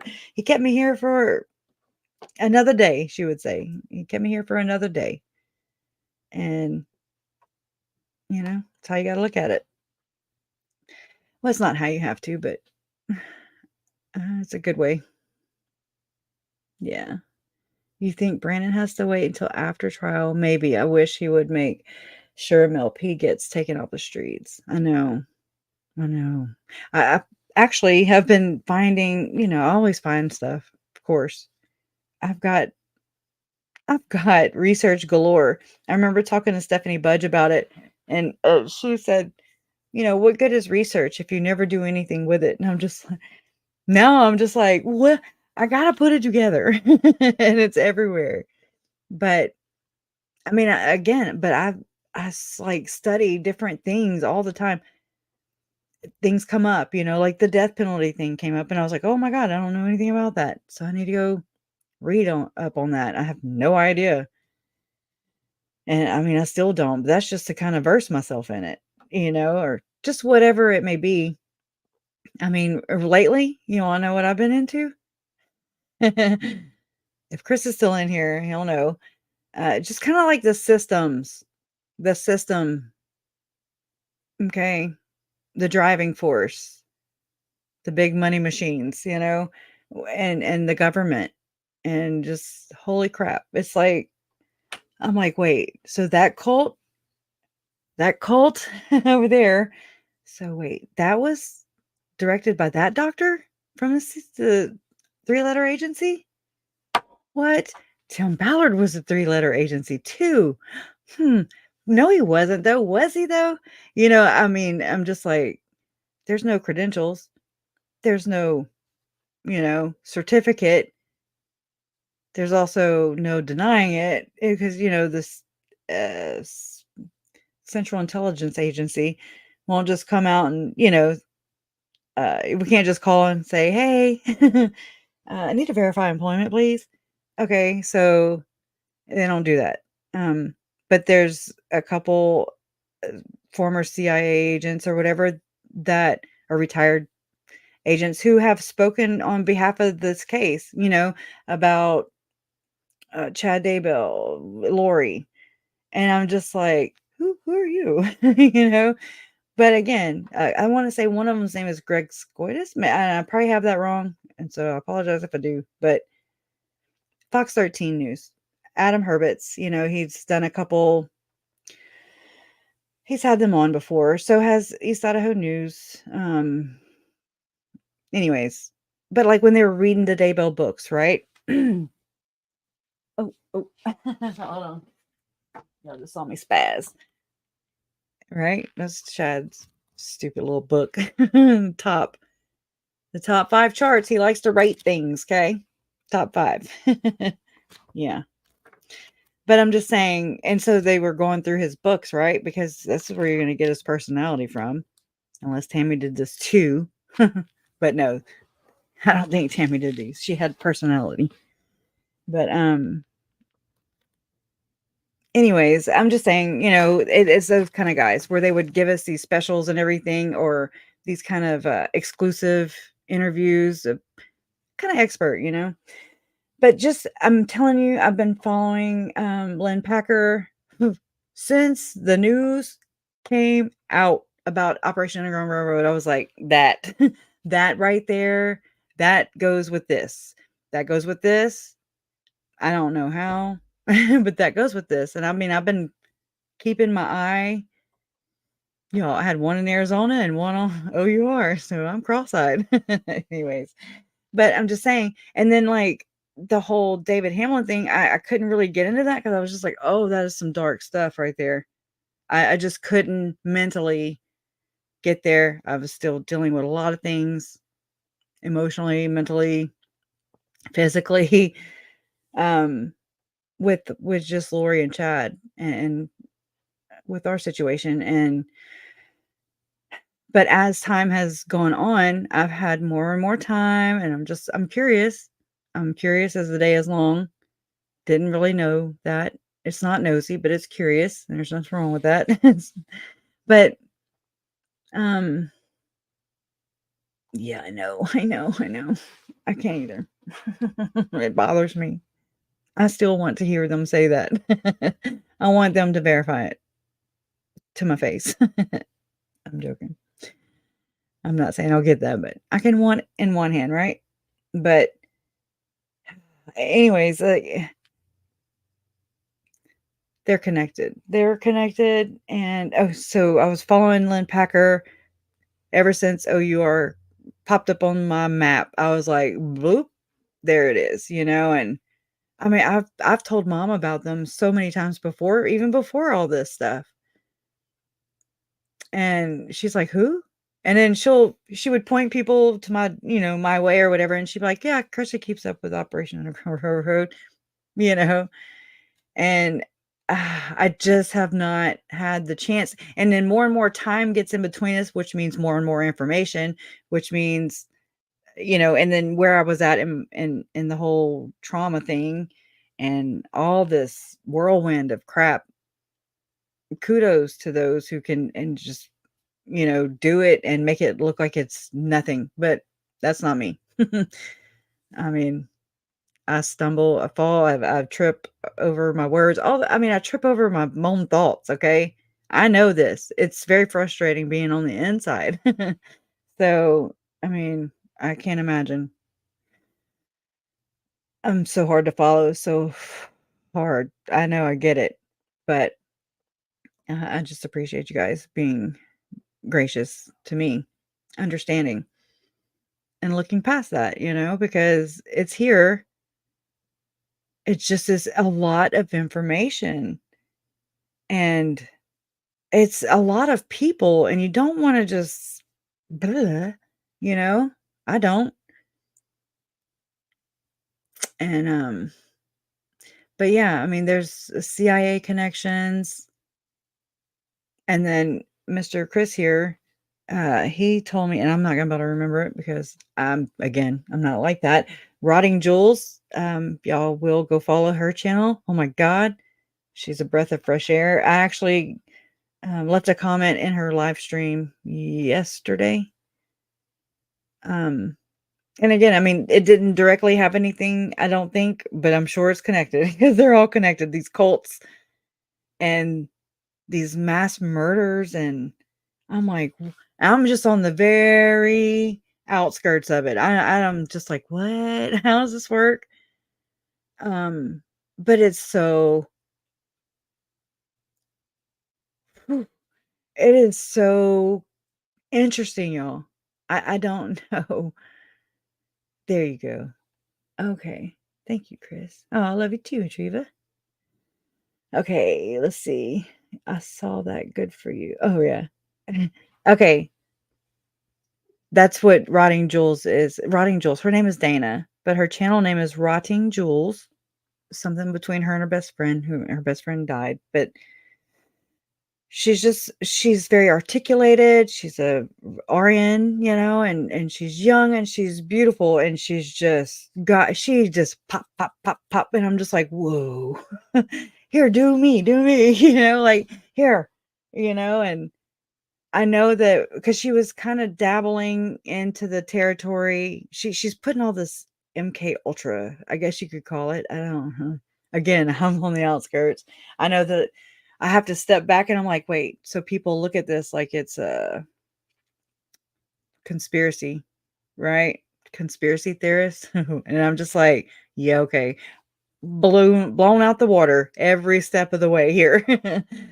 um I didn't have a choice. So I've just been kind of processing it however wherever it leads me. And then I mean I circle the damn drain. I circle the wagons. I won't leave it alone until until it gets found out. And then I'm like, okay. I'm okay. Where do I go now? Because it'll help my process a whole lot faster. That'd be great. But I won't rush it. I won't force it. That's not doing it justice either. But it's interesting. Chris told me, I don't have it right off on hand, but he told me that it's something like through the shamans, okay? Like Chad and Lori, Tim Ballard, like he didn't say Chad and Lori, but like I don't think he did. But Tim Ballard, David Hamblin, that's how I'm taking it. Like the shamans, okay? And like through that, um and okay, but something about the Esalen Institute. And so you got to think of like Shalom Levitt, David Levitt. You got all their connections, y'all, are just they're global. And you're just like, why? Okay. So if I took 10 of you guys from chat, I can guarantee you that our LinkedIn accounts will not be like billionaire, self-proclaimed billionaire, cult leader. I mean, you know what I mean? I'm just saying there's not this kind of concentration. But then you're like, but they're, where I'm not saying they're Mormon, but I'm just saying where I focus, they happen to be Mormon. And so they network because the community, right? That they're raised, you know what I mean, from birth. If not, that's how that works. That's how the church works. The wards, that's how it's set up. And it's amazing. It's beautiful. I'm jealous, but then I'm like, well, hey, not a Mormon, but really do respect, love you guys. I get it, like, but for the most part, I get pretty much ignored, and they're just like, yeah, okay, hi. And then, but they just keep on going. And I'm like, God dang it. Talk to me. you know, um, I don't know. It could just be whatever, but I'm just saying, yeah, okay, this is who I talked to. As this is who, yeah, Sue Ellen, meet Chris. Chris, meet Sue Ellen. Okay, she lives over there in Arizona, and her and I are, oh, we're really good friends. And she knows more of this stuff, and so we were talking yesterday, and we even have to, I'm like, can we do it on camera, because, or on, where we can record when her and I talk or whatever, because we're just like blah, blah, blah, blah, and I will never ever ever remember it. That is the only reason for recording it. Okay. And I think that's what it is. I think it's just, yeah, rotting jewels. And I thought so too. It makes me wonder if Lori was after her husband because he spoke at who. Oh, now I'm starting to think, because there was, I don't know. It's hearsay though, and I don't want to throw it. April Raymond went through a divorce. Just know that. And, that means her husband went through a divorce. And he was in Hawaii. Lori was in Hawaii. Lori was flirty fishing. I don't know. I'm just saying she was breaking girl code, I think, by flirting with a girlfriend of hers husband, or ex-husband. And I'm just saying, sounds like our Lori though. Yeah, good researchers, I guess. I don't know. She's good at putting it together. There's a lot of people that are good at putting it together. I'm good at collecting it. Okay. I'm a collector. I'm a gatherer. But Tim Ballard texting is Shaka. Okay. Yeah, but he's got my email, and so I have it. I just need to. You said something about Mike Aquino. Aquino. I don't even know how to say it. Mike Aquino or Aquino. You said, okay, Chris said that was like basically Tim's teacher. But also know that Tim Ballard served on the he still is on the board of directors for the Afghanistan World Foundation. I think that's the name of it, off the top of my head without having to go look. AWF. And up until just moments ago, not moments ago, but like within the last month, or for sure the last month, Tim Ballard he's serving on the damn board with Henry Kissinger and some real other people. We'll look that up real quick because that won't take long, because I can just look at the damn website. Afghanistan. And so there's connections there. There's connections to the Ukraine, Buffalo Baby. Okay. Afghanistan. So I do think that maybe Tim is CIA after all, but just maybe was doing some really dark arts, perhaps. That's what I'm gonna call dark arts. Afghanistan World. Ooh, I can't type and talk. Foundation Board of Directors. Okay, nothing's really just coming up to help me, huh? Okay, I was right. All right. Okay, let me share my screen. Oh, wrong one. Let me get there. Okay. All right. Okay, let me remove this comment. Hey Maria, how are you? Okay.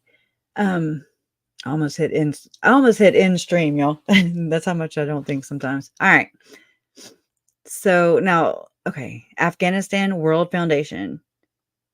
I'm just saying, the dude's like on all kinds of other board, you've got this, oh my gosh, the Spear Fund with Ken Krogh. I can't name all the people right now because it's just too many people. You've got Liberty 89. I finally looked at that. Okay. And I'm just like, oh my God, it's got the most information on it, but you can tell it's just basically just sitting there. I looked at the 990 and everything too, but he was on Operation Underground Railroad. He was on, I'm blank. Okay, let's just hush and let's just go this way. Okay, so executive committee for this Afghanistan.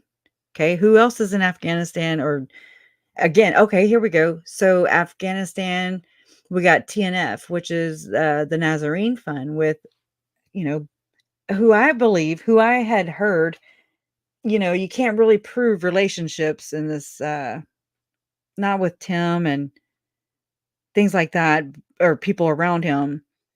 But I do believe, and I could be wrong, so just know that. Please know that I am just kind of passing on what I had learned, but I have not proven, I have not vetted it out, that Glenn Beck and Tim Ballard were actually brother-in-laws because, and I had heard that uh, Glenn Beck's wife and Tim Ballard's wife, Catherine, are sisters. So allegedly, I don't know.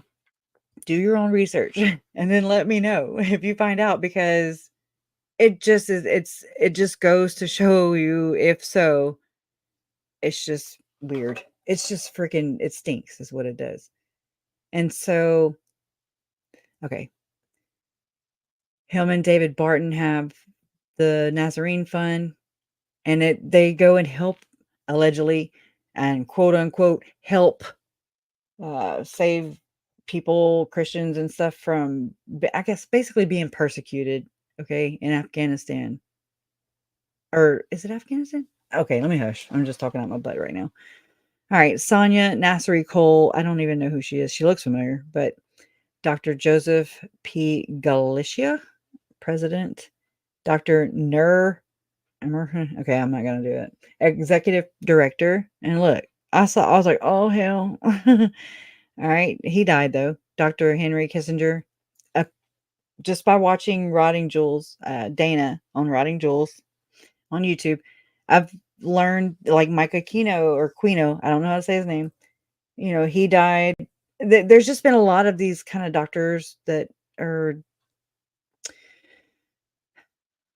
that's just the gist I get, but they're just kind of dying a lot. Okay, HE Ambassador Morton Wetland. How many damn names did he have? Anyways, HRH Prince Albert of, okay, wow. You see what I'm saying? Okay. Robert Hill, CEO, Australian Carbon Trust. Governor, these are elites, okay? Look, I see his blonde head right here. All right, the late Senator Dianne Feinstein. This name popped up. Wait, where did I hear that name from? It wasn't her. I'll figure it out later.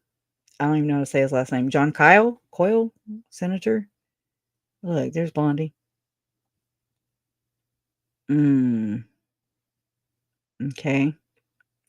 Tim Ballard right here. He's a board of director. He's right here under these people. Senators and princes and ambassadors and Henry Kissinger's. I mean, I'm sorry. You can't make this shit up. I don't even know how to say his name. Alex. Federico. We know her. Susan Sarandon, right? Well, we thought we did. Kiefer Sutherland. Yeah. A2. I'm just picking. All right. Christopher Cole. Director, Young Professionals Network. Patrick Quinn. Robert. I don't know. Director of Creative Housing Development. Oh, Robert Shapiro. Legal advisor. Al Pacino. Well, why not? Arnold Schwarzenegger. Why not? Benicio del Toro. Celine Dion. A2.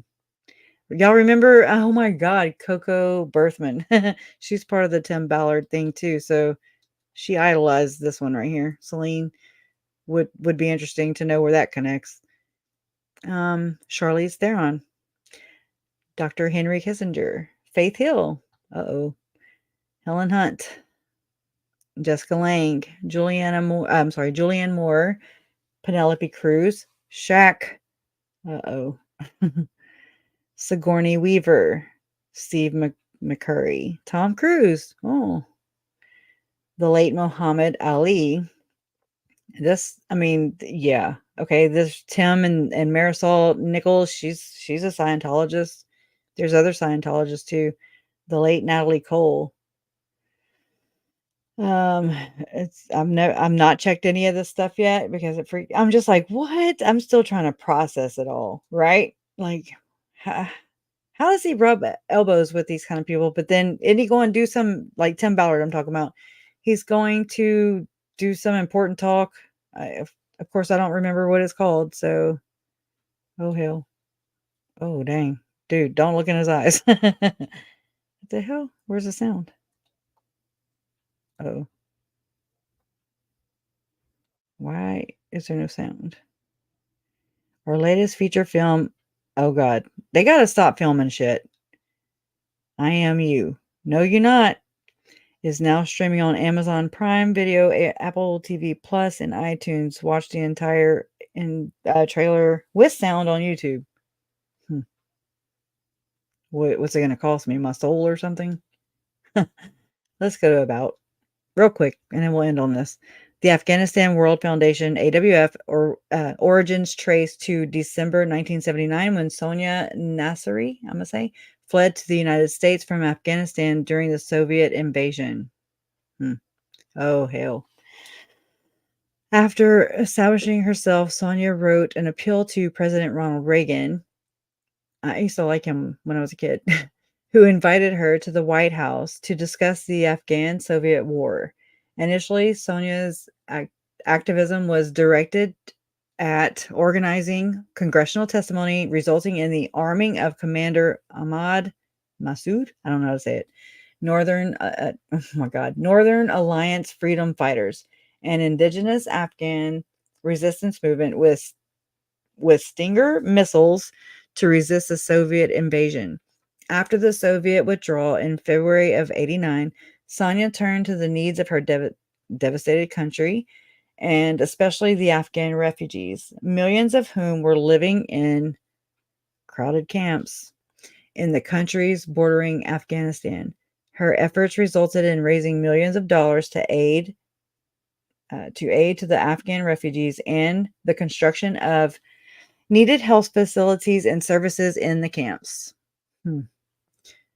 Oh gosh. I mean, I already have a feeling about camps, okay? In recognition of her charitable work for Afghan refugees, she was awarded a Peace Medal in the early 90s at the United Nations in New York. Okay, congratulations, girl. I feel like we're going to learn more though. Okay, in May of 2002, in the wake of the U.S. and coalition response to the September 11th tragedy, Miss Sonia Nasseri Cole founded the Afghanistan World Foundation, AWF, of which she was elected chairman and CEO. AWF seeks to actively engage the public and private sectors, individuals, organizations, corporations, and government ministries, as well as the international aid community in our collaborative efforts to meet the critical humanitarian needs and assist in the reconstruction of Afghanistan. Sounds noble, but it just don't feel it. Just the cast of characters there. Our mission. The mission of the Afghanistan World Foundation, AWF, is to provide multi-level, broad-based support at the grassroots level. Here we go. OUR was quote-unquote grassroots. Oh my gosh.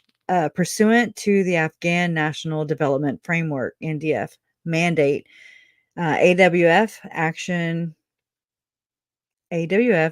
programs are based on high priority survival needs in Afghanistan, such as education, economic development, and emergency health services, hospitals, mobile care systems, and enhancing social opportunities for Afghan women and children. The educational and health systems in Afghanistan are in dire strait of neglect after 3 decades of conflict, isn't that caused by our government too? Oh, I mean, I don't know how open I can talk. Anyway, devastation of the country from war and hostile occupation from the repressive Taliban regime destroyed over 70% of the schools and most of the hospitals. The task of rebuilding these vital systems is urgent. Quality education and basic health care are pillars for building a strong civil society and a vibrant democracy in Afghanistan. The AWF is investing in rebuilding schools, health services, and related core social programs relevant to the needs of 21st century Afghanistan as it embarks upon a promising future. I'm just waiting on the word storytellers or some other triggering word, miracles. Anyways, the board of the Afghanistan World Foundation is dedicated to increasing public awareness by spotlighting these critical needs and on oh my gosh, I can't read sometimes, and on developing effective solutions. AWF provides media-worthy events and programs to attract the support of the public, donors, volunteers, and securing involvement of decision makers. AWF also works with other agencies focused on, oh God, that's not good. It is for them, but whatever. Y'all know what I mean. AWF also works with other agencies focused on serving special areas of Afghan humanitarian needs, as well as with USA and international officials involved in helping rebuild and protect the newly won freedoms of Afghanistan. God. Okay, poor baby. Landmines. Afghanistan is one of the most heavily mined countries in the world and has the highest number of reported casualties due to landmines and unexploded ordnance injuries in the world. The estimated number of landmines has been as high as 40 million. And with a population of 28 million, the cruel reality is that there are 1.5 landmines per person, while virtually all combatants in Afghanistan in recent decades have used mines as a military tactic. Are they mind controlling them too? Are we going to have to look forward to landmines? I'm just asking, hypothetically. The cruelest casualties on civilians have been inflicted by anti-personnel mines laid by the invading Soviet forces from 79 to 89. Okay, landmines have been planted indiscriminately over most of the country. Agricultural farms, grazing areas, irrigation canals, residential areas, roads, and footpaths, both in urban and rural areas, are contaminated. Mines have become a major obstacle. There's a keyword, obstacle, to oh my God, let me just go. Relief, rehabilitation, and development activities. The the United Nations Mine Action Program for Afghanistan, in operation since '89, along with scores of non-governmental organizations. Tim's wasn't a government organization. Anyways, and they all have one. They all have a freaking nonprofit organization it's humanity efforts, and it's a humanitarian thing, but I don't like it. I don't like what I've seen, and this is not all I've seen, so it just is really crappy. Potentially. Anyways, although perceptible progress has been made, the rugged terrain, political instability, and the broad distribution of unmarked and unmapped landmines have led to high casualty rates, making victim assistance a priority concern. Therefore, the current AWF mission statement emphasizes the critical need for mobile emergency medical services in Afghanistan to assist the inhabitants in remote villages that have lost precious lives from lack of urgent critical care. George H.W. Bush. Afghanistan World Foundation salutes President George H.W. Bush for his support for Afghanistan during the Cold War. Quote, lest we forget, oh God, the noble people of Afghanistan have suffered enormous deprivation during the war. The people of Afghanistan have reached out their hands for our help, and America will not let them down, unquote. Vice President George Bush, January 25th, 1988, in a letter to Sonia Nasseri Cole. No, I don't want to read the letter. Not right now. I can't read. Okay. I've got questions. Foundations. Oh, yeah. NGOs, NPO. That's what freaked me out. I'm telling you, I was like, they're doing a lot of weird stuff with some NPOs. Nothing noble, you know. I'm not saying they can't all be like that. I know I wouldn't run mine like that, but it made me like step away till I could fully immerse myself and learn, right? Because I don't want to. It's a big responsibility, and I want to be about it. Chris says Tim Ballard is close to the Assailant Institute, and Dolphin Beastly, or is it Bestiology, was from Esalen by Dr. Lilly, John C. Lilly, right? There's just a lot of questions. Again, like I said, he's connected through David Levitt. I just said Levitt. David Levitt he's good friends with Victor Yoshenko, however you say his name. I don't want to say it too loud. I feel like if I say it too loud, they're gonna like come kamikaze in here. They do remote view, remember? Okay. I know it just went weird. It didn't just go there though. It's been there. And I do think that this all ties in with Visions of Glory. I think this is very much Visions of Glory. And I think that that's what gets sold through Visions of Glory. I think that, they're not Garth Brooks, but they got friends in high places. And I think that maybe, I'm just going to say it. I think that perhaps Tom Harrison, Visions of Glory, he's connected to Tim. He's connected to Chad. He's connected to Julie, potentially. And he was teaching them, allegedly, how to portal. And then when all this stuff comes out about Janet Russin, or Janet Russin, however you want to say it, that's Tim Ballard's quote-unquote psychic. We go to the Blaze News article that's put on by maybe Tim's brother-in-law, Glenn, who might be doing a ruse of his own. They're all rusing, in my opinion. It's all front. And it's self-serving, and it's nothing to do with any of us. So, but I do believe that Glenn Beck, through his media company, because, if you control the information, if you control the news, then you control the world and the money. Henry Kissinger says something like that.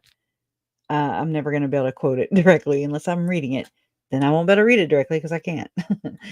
But I'm just saying it's something to do with that aspect of it, because okay, so in Glenn Beck's article, he didn't publish it, so to speak, but Courtney Weil, I think is her name, Wiel. Why do I remember that? They did a big write-up in Blaze News Media or whatever, whenever the Nephi stuff came out, okay? Just the whole, that's what Tim was allegedly using, was Janet Russin or whatever, a psychic. And we're just like, what? That's your big technology that you're basically selling people on the idea, donors and stuff. And not the letter, the page. I'll grab it. I'm sorry. It's Afghanistan World Foundation. But let me throw this in the chat. I'm sorry, y'all. Doing good to put words together today. Chris says, and the Assailant Institute hangs out with Department of Defense at Burning Man. But I've heard about it. I've heard Donna talk about it. Can you imagine? No, just don't even imagine. Don't imagine. Okay, yeah. So the media company, when they came out about that whole remote viewing thing, y'all, I was just like, no. Is that portaling? I'm asking for my former aunt. It just is gross. And so what's really going on? And is there a cult? Was there ever a cult? This is above the Mormon church, but it involves the Mormon church. It involves all the churches, in my opinion. The big ones, Jehovah Witness. If my brain starts popping off again, y'all have to stop because it freaks me out. Because if they're doing remote viewing, I'm just like, what the hell they want to see? I'll give them something to look at. So I watched Julie Rose interview again. Okay, the Julie is pissed. Okay, that one, or not her interview, but her video. And just again, I circle back if I see it. I'm just like, oh yeah, okay, might as well make fun of it. Just whatever, refresh myself on, because what I know now is way different than what I knew then at any point in time. And so she's talking about remote viewing. I've listened to other accounts, other, victims of satanic ritual abuse, SRA, who've experienced this kind of stuff. And I mean, I don't understand it, but that doesn't mean I'm not going to discount somebody's experience. Not no zombies. Okay. I'm just going to say zombies, and it just, that's about as weird as it gets, or not really. It gets more weird, but at least I don't feel alone. And again, it explains everything for me in my mind, because I'm like, okay, Lori and Chad have been locked up now for years. I mean, not in prison, but in jail. They've been off the streets, allegedly, unless they're portaling places. And then we got to talk. We got some explaining to do because no, you sit in that damn jail cell, right? And so to me, it would explain everything why none of that stuff ever stopped.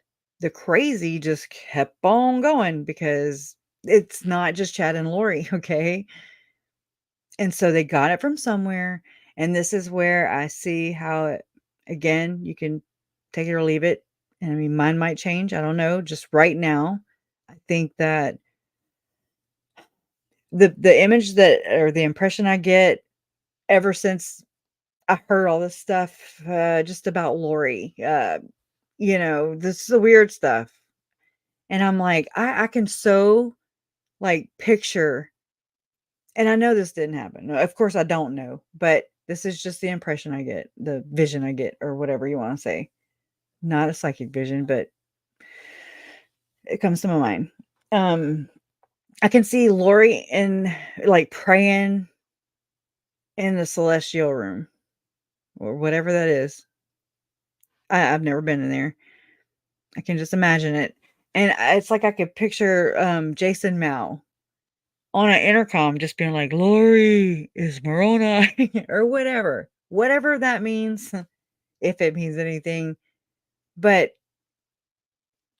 so it just makes me, I mean, again, I don't think that actually happened, but I'm just saying, is something like that going on? Perhaps maybe if this is going with my gut, which is brainwashing, do they make assassins? I mean, I don't know. There's no, I don't know. All I gotta do is ask questions and then just sit and wait, right? Because if it's in a movie, it's real, it exists. The remote viewing stuff and the discounting, how the CIA discounted psychics, so to speak, in their investigations. 30 years later, they declassify things, and then you're like, so I learned that, and when I read the Blaze Media article, I never wanted to find out about remote viewing because I was like, is that what the hell they're doing? And if so, what an invasion of privacy, and what the hell are they doing? And can they cause heart attacks? I mean, I'm just I'm just out there. I'm just asking questions because they're worth asking. It's worth asking. Barnett, I think she's still married. Now, I didn't see a new video of her, but I saw the one she had just started dating, the new husband. Yeah, Julie was pissed because she was reacting to a Sean Little Bear's interview with Hidden True Crime. Remember all that, y'all? And it was Julia's pissed. Oh man, that's what I say too, Jess. I mean, but I don't want to be right, like I don't want to be right because it's so, again, like I said, it just destroys kind of. Like, I don't ever want to go to Disney World again. I don't want my kids to go there. I'm just like not the fun person. I'm just like, no Boy Scouts, no Girl Scout. We're not going scouting. We are not going to go. I trust. I don't know. I'm just like, I don't want to be like the crazy person, but I also don't want to get got any more than I already have, probably. I don't, I'm not your Huckleberry. No, ma'am. No, sir. But it's just, and so it goes with the whole visions of glory crap and everything, all the stuff that, which today, y'all, I was on uh a Substack again. Don't really know. I don't know I don't know all that stuff. I know the words, and I'm just like, all that stuff happened, and I was up to my eyeballs in this case, right? I mean, coronavirus was just a distraction for me. And I'm just saying that because it allowed me to draw unemployment while I got to grieve and just kind of do what I was going to do anyways if I were working, which would be, researching. But it afforded me to be able to do that without so much of a weight on my shoulder, or on me and Jason's shoulders. But it's been a weight on our shoulders. It runs out. But she says, I've thought the portaling sounded a lot like, what's TM? Yogi flying? And that is definitely a cult, like pseudo satan. Yes. Black magic. Straight up. And so it's like they're like, okay, this is just my take for what it's worth. But like, they're like, no, psychics don't work. No. They're not proven. Yeah, we're just gonna throw that back to you, and with no. I mean, they give you research, but it looks like if you glue, a 9 plus a yellow, green, orange 7, it doesn't make sense, is what I'm saying. It's just you're like, what do you want me to do with this? It's like pickup sticks, Um, and so, I mean, maybe some people do. I mean, and God bless you if you do. But I'm just saying all these things, and you're just like, then you look back. I mean, like at what Chris is here sharing, which you're sharing, what everybody's here sharing, with to what degree, we all carry a piece. Trust me, I really do feel that. But I mean, they're starting to get. We're onto them. So, mm-hmm. It's Censorville. I mean, it's like some of the things. Yeah. Oh. I want to go back to bed, right? Well, but this has woken me up into this. I'd have never, I was just in my own little bubble where it was safe. Not really. I was not safe. But transcendent, whatever. I can't say that right now. I can't talk today. Transcendental, I think, meditation. I'm gonna have to go Google some stuff or look some stuff up. Yeah, I think so too, Jess. I've gone to 2 psychics and don't think they knew what they were talking about. Then months later, what they said came true, and I was like, huh. And I think that we all have that in us, though, too. It's just our intuition. But they tell us they're like, don't trust don't go on feelings. Feelings are nothing. And I mean, it just in my generation, I don't know if, I'm sure it's not like this for everybody, but I know a lot of kids from my generation, I'm like, it wasn't cool to feel. It wasn't, it just, especially like my mom's generation, you know, like it just wasn't, you just didn't feel, or you didn't show your emotions. And I'm just like, "Woo-hoo-hoo," you know, and it's just, I don't know. I'm just saying, like, it's okay to feel. I look at my stepson and I'm like, I'm sorry, I said stepson for the first time. My bonus baby, my bonus son. And I'm like, you know, when he's having a day, he's 7. I'm sorry, he's 8. Whenever he's having a day or whatever, you can tell they're angry, they're mad, they're something's on their mind. And you're just like, it's okay to feel, Silas. It's okay to feel, buddy. It's okay to feel. If you need to be mad, if you feel mad inside, you be mad. Okay? It's okay. I don't want I don't want my kids to like hold it in. I think that is what we are seeing. Pent up PMDD like symptoms, you know, just on a massive scale.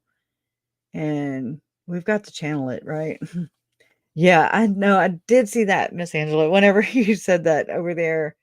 And I was like, I have 2 copies. I can't get through it. I'm just like, I've tried reading them out loud, but I mean, it's just, I've read so many things. It all fits in. It all fits in. And, I mean, we're not dumb people, you know? And again, but we're told basically, I mean, I've fought with this, just telling you guys this kind of stuff, or not even this kind of stuff. This is way out there. Just the little things that I would be like, oh, yeah, I can't share that because they're going to label me. I'm going to be labeled. I'm going to be shadow banned. That's happened. It's probably happening now where your channel doesn't grow. It doesn't get put out into the YouTube algorithm. You don't get to participate. You don't get to play in their algorithm money game. And I mean, that's who owns Google. I mean, all these things, just it's systems. And anyways, it's interesting.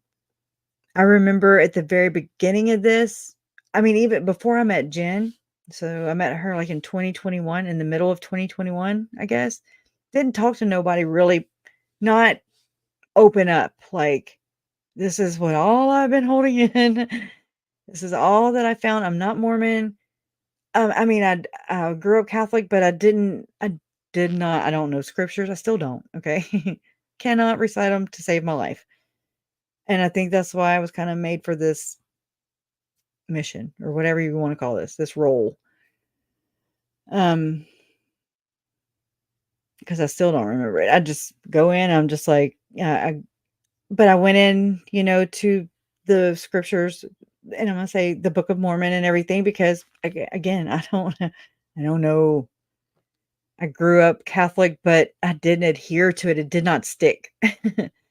And anyways, I was just a fresh, clean, you know, blank palette or whatever, a canvas. And I didn't go in with any intentions. I just wanted to know where the Book of Mormon, where the church's ideas differed from Lori and Chad's. And I mean, I can't find any difference besides the word zombie. Okay.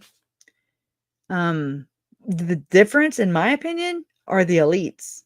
That's your difference. It ain't no damn doctrine. It's using doctrine to fool people. So if you really want here it is. Here's crush it for what it's worth. And it's gonna piss some people off, and this is not exonerating. This is for them. This is not for Lori and Chad. They made their beds. They got to sleep in them. For real. This is not for them. This is for them. This is for Tylee, Charles, Tammy, JJ, and Joe. This is for my own soul, my own kids, my own, the rest of us. And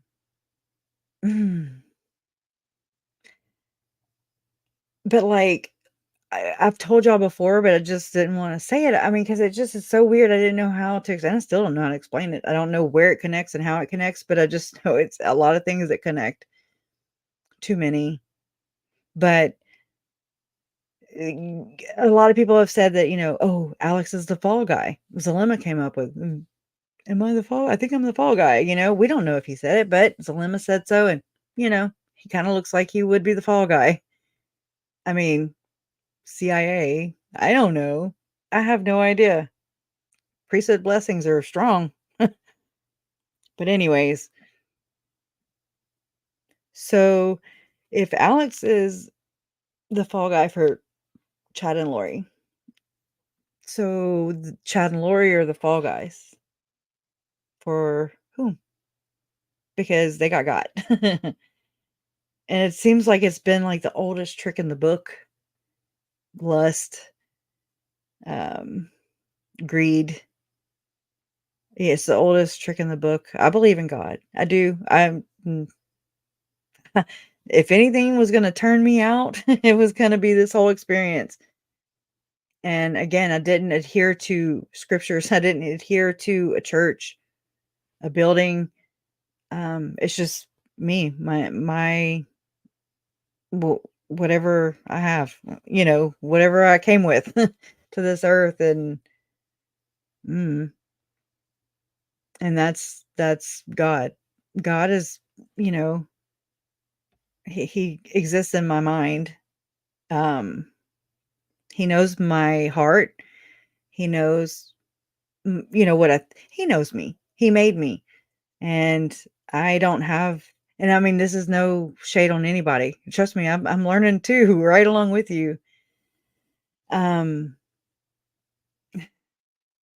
We, I think what these churches are is just a middleman.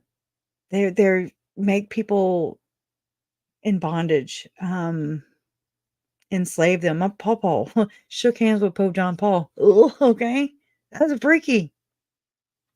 Oh, now, I used to think that was so noble. No, it's weird. But I always said, I never bowed down, or, I mean, I respect him because he'd be my elder, but I mean, I wouldn't be like, oh, he uses the bathroom just like I do, just like you do. Okay. So he's no better. The Pope, the general authorities, none of these men that we, or women that we give power to.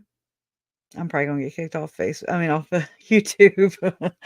Oh my God. But I'm just saying, nothing, we give them power. If we all were to not pay the tithing, not pay the toll, the troll, then, and we all just walked away because we were like, oh, I just rely on myself. I have a relationship with God. That's my conscience. That's my whatever. Your soul. You don't need a middleman. Community is one thing, but just people don't know the difference. I didn't know the difference. I didn't know. It was just a way of life. I don't know. It wasn't but some of these institutions, corporations have, it's so sad because there's such good people. Oh my God. Just the most beautiful people, good-hearted. They really are there thinking that they're doing and serving their God. But it's like the ultimate dupe. It's the ultimate ruse. It's the ultimate but it's also old. And Satan, I mean, again, I believe in God.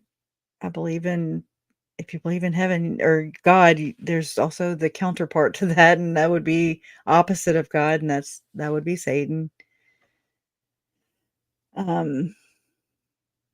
And I just know that he could never become God. I don't know the scriptures and stuff, so that's not me. But he's the master deceiver. My camera is really jacked up right now. But he's the master deceiver.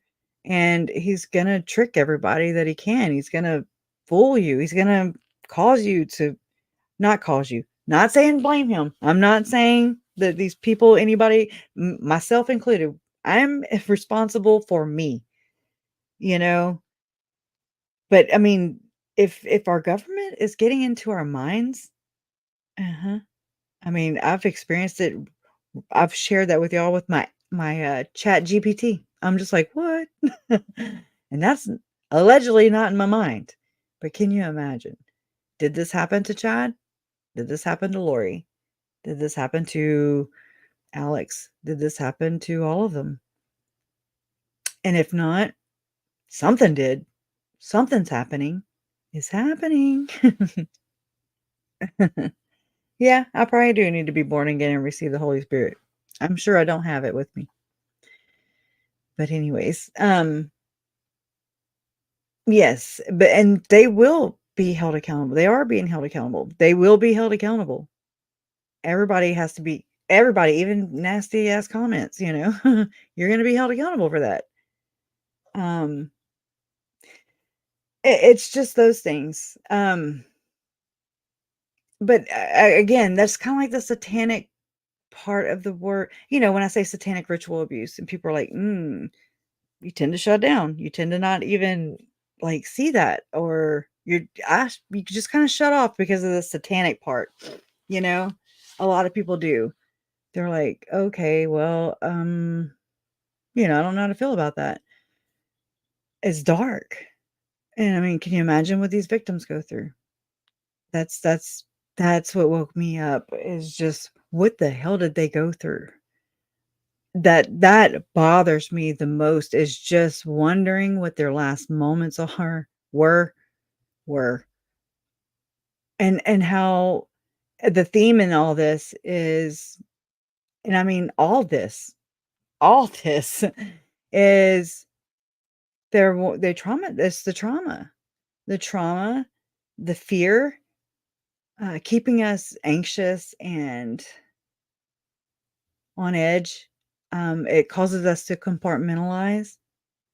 When we do so, that they can create alters, multiple personality DID, um, which I mean, it's just so gross because of that, because that happened, satanic ritual abuse from the 80s never went away. In my opinion, in my experience, it never went away. That's what suppressing and ignoring, denying, victim blaming, all that stuff, and just, yeah, it don't exist. No, it's here. It never went away, and here we go. Here we are. You know, what do we do now? Um, you can't turn away from it. If you do, um, then we're done. We're doomed. And then we're just setting our children up, our grandchildren, great grandchildren, our future. We're setting everybody up for failure, you know, even more. So it's just good to, I don't know. Yeah. I don't know. But anyway, so I don't feel so crazy. It's just been trapped in my mind. I'm just like, wait, what is really going on? And I didn't just have all this time to I didn't really know this in the very beginning, you know, and I'm just like, what?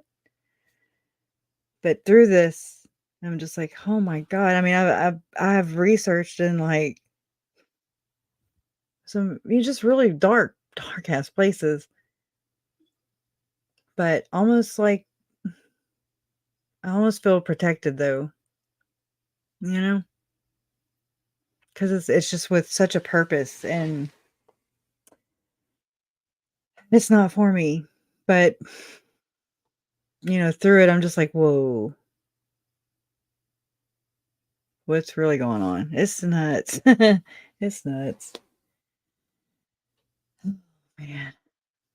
Yeah, the Warren Jeffs, and just with the whole Bo Peep, with the way the how the polygamous groups, how those kids that are born into those uh, you know, groups or whatever, those children are born and a lot of them maybe aren't accounted for. Maybe they don't get social security cards, maybe they don't get birth certificates and things like that, and then they end up in the hands of people like Hamblin, Levitt, Bowen, things like that. Um, hmm, they're not tracked. Just like these alleged victims. I know there's victims somewhere, but they're in third world countries. Allegedly, um, there's Tim Ballard. He would go to these third world countries where they don't have. I mean, I don't know. I've never been there, but I'm just saying they don't have the resources that I think I have or that we have here. Maybe I'm wrong. I'm just saying, where are the children that he raves about rescuing? I've always had that feeling too. I'm just like, well, there ain't gonna be no kids. Or if there is, where are they? What about the border wall? What are you really doing? Why? I just know that it's psychopathic and it's not anything that I'm ever going to understand because I'm not a psychopath, nor will they ever have empathy or they'll never, that's what they want. Allegedly. It's nuts, Ann Anderson. It's freaking nuts. There you go. Oh, God. That checks out. Sorry, my mind, I'm like, I'm computing and everything too. Mm,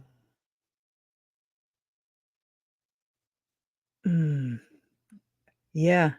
Yeah. Yeah, Candy. It is nuts. Mm, I just I'm just like, where so there's just I don't know. It's just nuts. It's freaking nuts.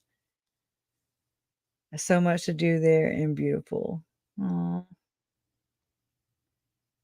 I wonder because I know there's victims. I know there's victims. Tylee and JJ, I'm not saying that Tim was right there, but I'm not saying he wasn't. I don't know. I don't know a lot of things. I know that there was a Preparing a People Firm Foundation event, the same weekend as JJ's murder. I've not found anything for Tylee's yet. I mean, I'm looking, been looking, flyers everywhere, but honing in on that, and I don't know why it's so hard to do for me. Like, I don't know what it is. It's just like, okay, I know what I need. And you're just like, well, girl, go get it. And I'm just like, yeah, I got it on it. And then I'm just like, I don't know what it is, you know, besides my own involvement, like my own feelings are involved. And that's the only thing I can say. I just kind of get in the swamp, and I'm just like, whoa, it's not as easy. Probably because I make it that way, but I don't know. It's something like that. But anyways, there are victims. Yeah. Some that are probably afraid to know. Yeah. Expedient. That's an interesting word there, Jeff. It reminds me of Melanie Pulowski and her text to Lori or whatever. But no, she said expeditiously or something. Y'all know how I am about words. I can't say them, but I sure do remember them. Anyways, y'all, this has been crazy. It's been real. It's been fun, but it's been holy shit, right? Ah, mm. I've got my own theory about. Okay, I don't know how to say it because it's not. It's and look, it's not. It's not a personal thing. It's just like a something I observe whenever. What's his name? Chris. Y'all know the interview room, CIA, right? And so they both kind of came on the scene at the same time. I'm just saying, I don't know, but I know they kind of went their own ways. But then I'm like, but wait, Chris was like, on, around the Koberger stuff. Didn't he pick up a glove or find a glove or something on the scene? Just don't know it yet. And then I was I watched everybody. Y'all know I do. I do. I've told you all that earlier. I appreciate everybody who spends their time, energy talking about my family's case. But you kind of, I don't know. I'm super observant. And there was a time whenever Chris and his wife, they drove to Idaho. They went and showed us. I'm sure they still have the video. I need to go look. But they went into Yellowstone, the west entrance, and I'm just like, I want to see just the bird eye view of it, just the drive, what it's like, and the exact routes that were taken. I'm more of a visual person in that sense, but it just kind of, I got spooked whenever, and this is just me, maybe it's just me and everything I was going through at that time. Trust is a big thing. I've held so much of this in this entire time. Just only able to get little spurts out. Not even, I still don't know the gist of it, but I'm just either scared of sounding crazy, not having the time, not having the wherewithal to put it together into anything that anybody could recognize or make any connections or sense of. It's so crazy. And my brain is mush. But it's something about Summer Wells. Yeah, wait, hold on, let me think. Let me try and put that into perspective. I want to say Summer Wells was missing at this time. And I just remember kind of, I'm grateful. Again, this is nothing personal. It's nothing personal at all. So please don't be like, oh my God, because it's not like that. That's not me. But it's like what he had to get. This was Chris. I don't know I can't remember his last name right now, but he had OUR was going to be the guest or whatever on his show, and I was like, oh wow, I was like, oh shit, and so, but I'm just like, I just backed away, right? That's just what you do. That's what I do. I just keep your head down, keep your nose down, and just keep on looking, right? And there's nothing wrong with that. There's nothing wrong with being leery. There's nothing wrong with trusting your feelings, your gut, intuition. I just got spooked. This is at a time whenever I was like, where do I go with this?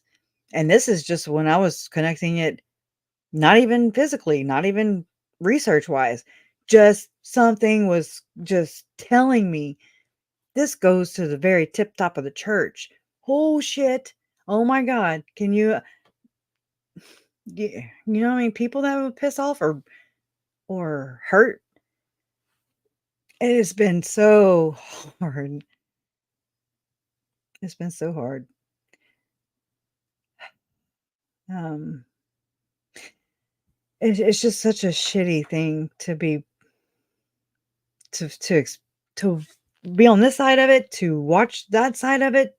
I don't want to be anybody that pisses on anybody else's parade. I don't want to take away your belief system. My God. Oh my God. Like, what the hell? I'm not the villain. No, I'm not like the bad guy. I just didn't know what it was. And I know what it is. And it's not just, again, I'm going to do what a lot of the Mormons have done throughout this thing. And they're like, well, the Catholics do it over there. And I'm like, yeah. And this I can say, yeah, they're doing it over there. They're doing it at Scientology. They're doing it at Jehovah's Witness, and they're doing it in all of these things. And it's just like, well, where do we go? Where do we turn? There was a point where I was just like, who do I go with? Who do I go to? And I was like, do I contact? And I mean, I was just going through the chain of command or whatever you call it. Who do you go to? Where do you go? And I remember thinking, can I tell the detectives? And I was like, no, no. And I was like, FBI? And I was like, hell no. I mean, I went all the way up to I mean, I was just like thinking this through. And I was like, yeah, you don't go nowhere, girl. You just sit right here and you figure it out. And it'll just, whatever. We'll deal with that later. And yeah, so it does. It goes way higher. There's a lot more involved. I don't know what that is yet. And I mean, hopefully this is just I'm gonna process just what we've discussed today. And I mean, again, it's not fancy. It's nothing put together, elaborate. I don't have it put together in my mind yet. I've been learning this in real time. So I process it all, and it's a lot. It's a lot. It also changed my belief system. It changed my entire world too. And I mean, it's just like, holy crap. Anyways, Chris, I don't know how to say his last name, but he's in here. Starts with an F. He's another commenter, or yeah, he's in the chat. Chris. But I've you just kind of, when you go into these different, when I go and research the Hamblin case, there tends to be a group, that mostly I see them there and I'm like, oh, okay. Or in passing, I see you guys in different live streams or different videos, in the comments. Yeah, Chris. I don't know how to say your last name. Fauchtik. Fauchtik. Yeah, somebody asked, who's Chris? Nona Malou. Yeah. Section, such a beautiful country and so many nice people. I feel so lucky to be able to grow up in their high schools. I lived in France until I came back into the USA. I miss EU. Oh, no, okay. Did you eat French fries? I have to ask because I mean, just like when we went to Idaho for the first time, or it was my first time. It was me and Mom in January of 2021. And Mom was like, you're going to have to get you some French fries here. I was like, why? I looked at her like she was crazy. Like, okay, let's go to McDonald's then, girl. But Idaho, fresh potatoes, they grow them there. They're fresher there, but anyways. Oh, it don't exist, sister. It does not exist. No, I didn't. Mom asked me to go, but I didn't want to go. I'm very, I don't know what to say, like sensitive. I hate to say that. Sensitive to like, I don't know how to say that. My surroundings. I'm an empath. And so just being kind of like a fish out of water, I got on a plane for the first time. I did all kinds of things to just go there and to be there. And I just wanted to just kind of take it all in. I'm very slow. I'm very careful. I'm very observant. I'm just here, and I feel things out, and I don't know. It's weird. I don't know how to explain it. Definitely today. But yeah, I mean, it's just like going into the courthouse.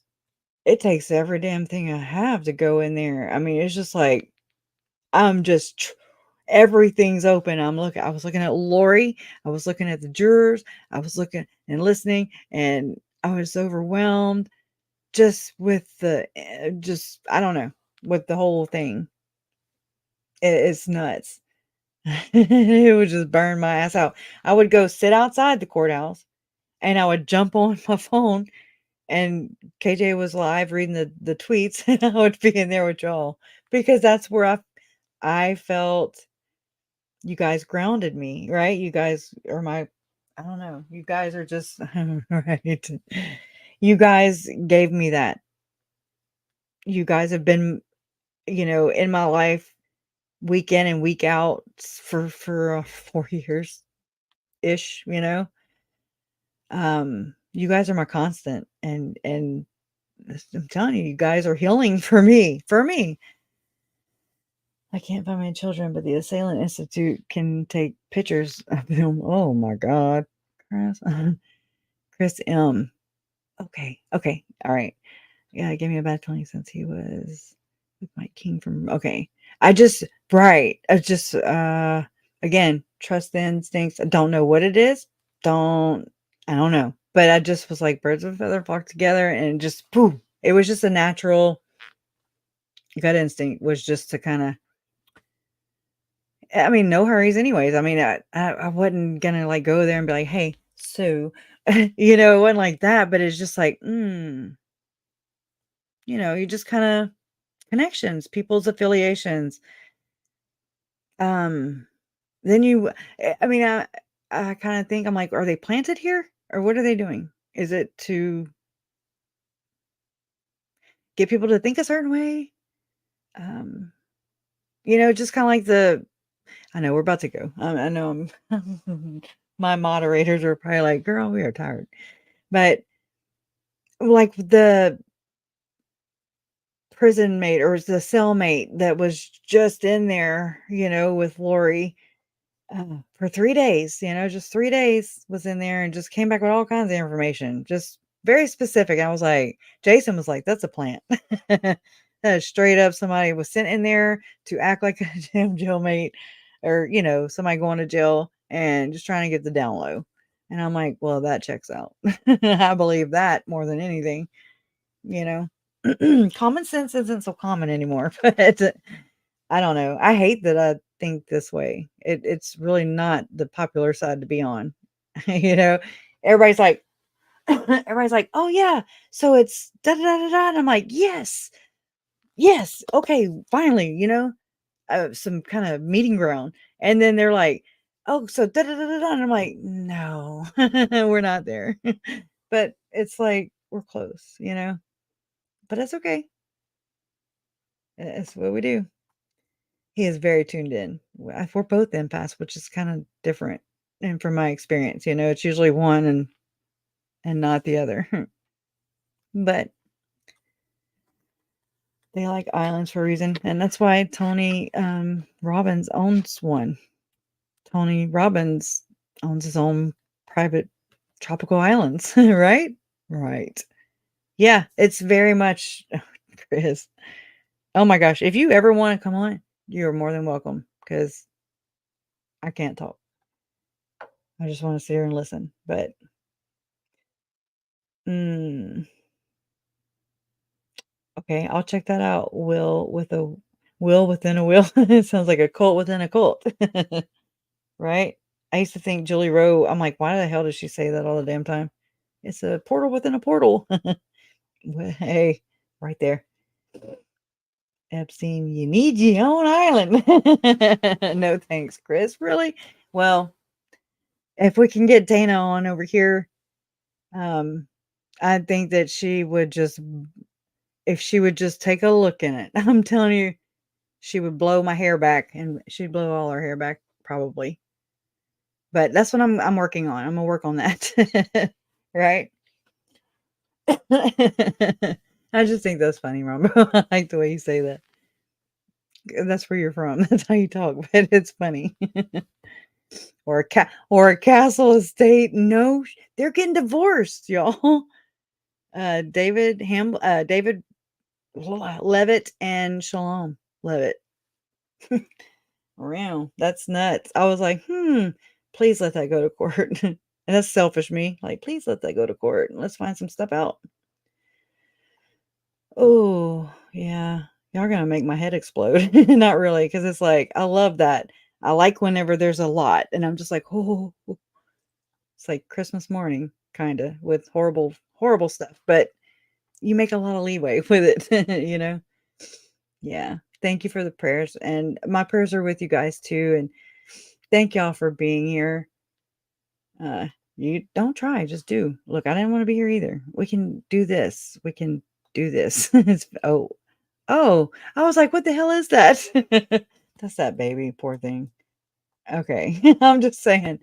Oh my gosh. But I was turning my camera on, but my avatar's not on. So let's stop that. That did not look good, y'all. That's probably about to get flagged. But anyways, all right. Julie Rose laughing all the way to the bank, right? Y'all, there's so many times I'm just like, oh, I kind of believe what she's saying. Some of it. I don't understand it. Just because I don't understand it doesn't mean a damn thing, really. You know? I'm not too proud. I'd be like, look, I'm sorry, but you were wrong about Tylee and JJ being in the damn beach house, okay? Can we just say we're sorry and part ways, okay? Right? But anyways. All right, y'all. Well, justice for Tylee, Charles, Tammy, JJ, and Joe. And we'll schedule for, what is it, Thursday? The 22nd, February 22nd for Chad Daybell's preliminary hearing. Okay, so we'll be here, be there, be square. And I'll try to go live Tuesday night too. Because, yeah, I'm going to need to talk. We're going to need to talk. Oh my gosh. We'll have to do some. We'll have to, yeah, I was in flags. We got this. Anyways, love always wins. You guys are proof of this. Thank you so much.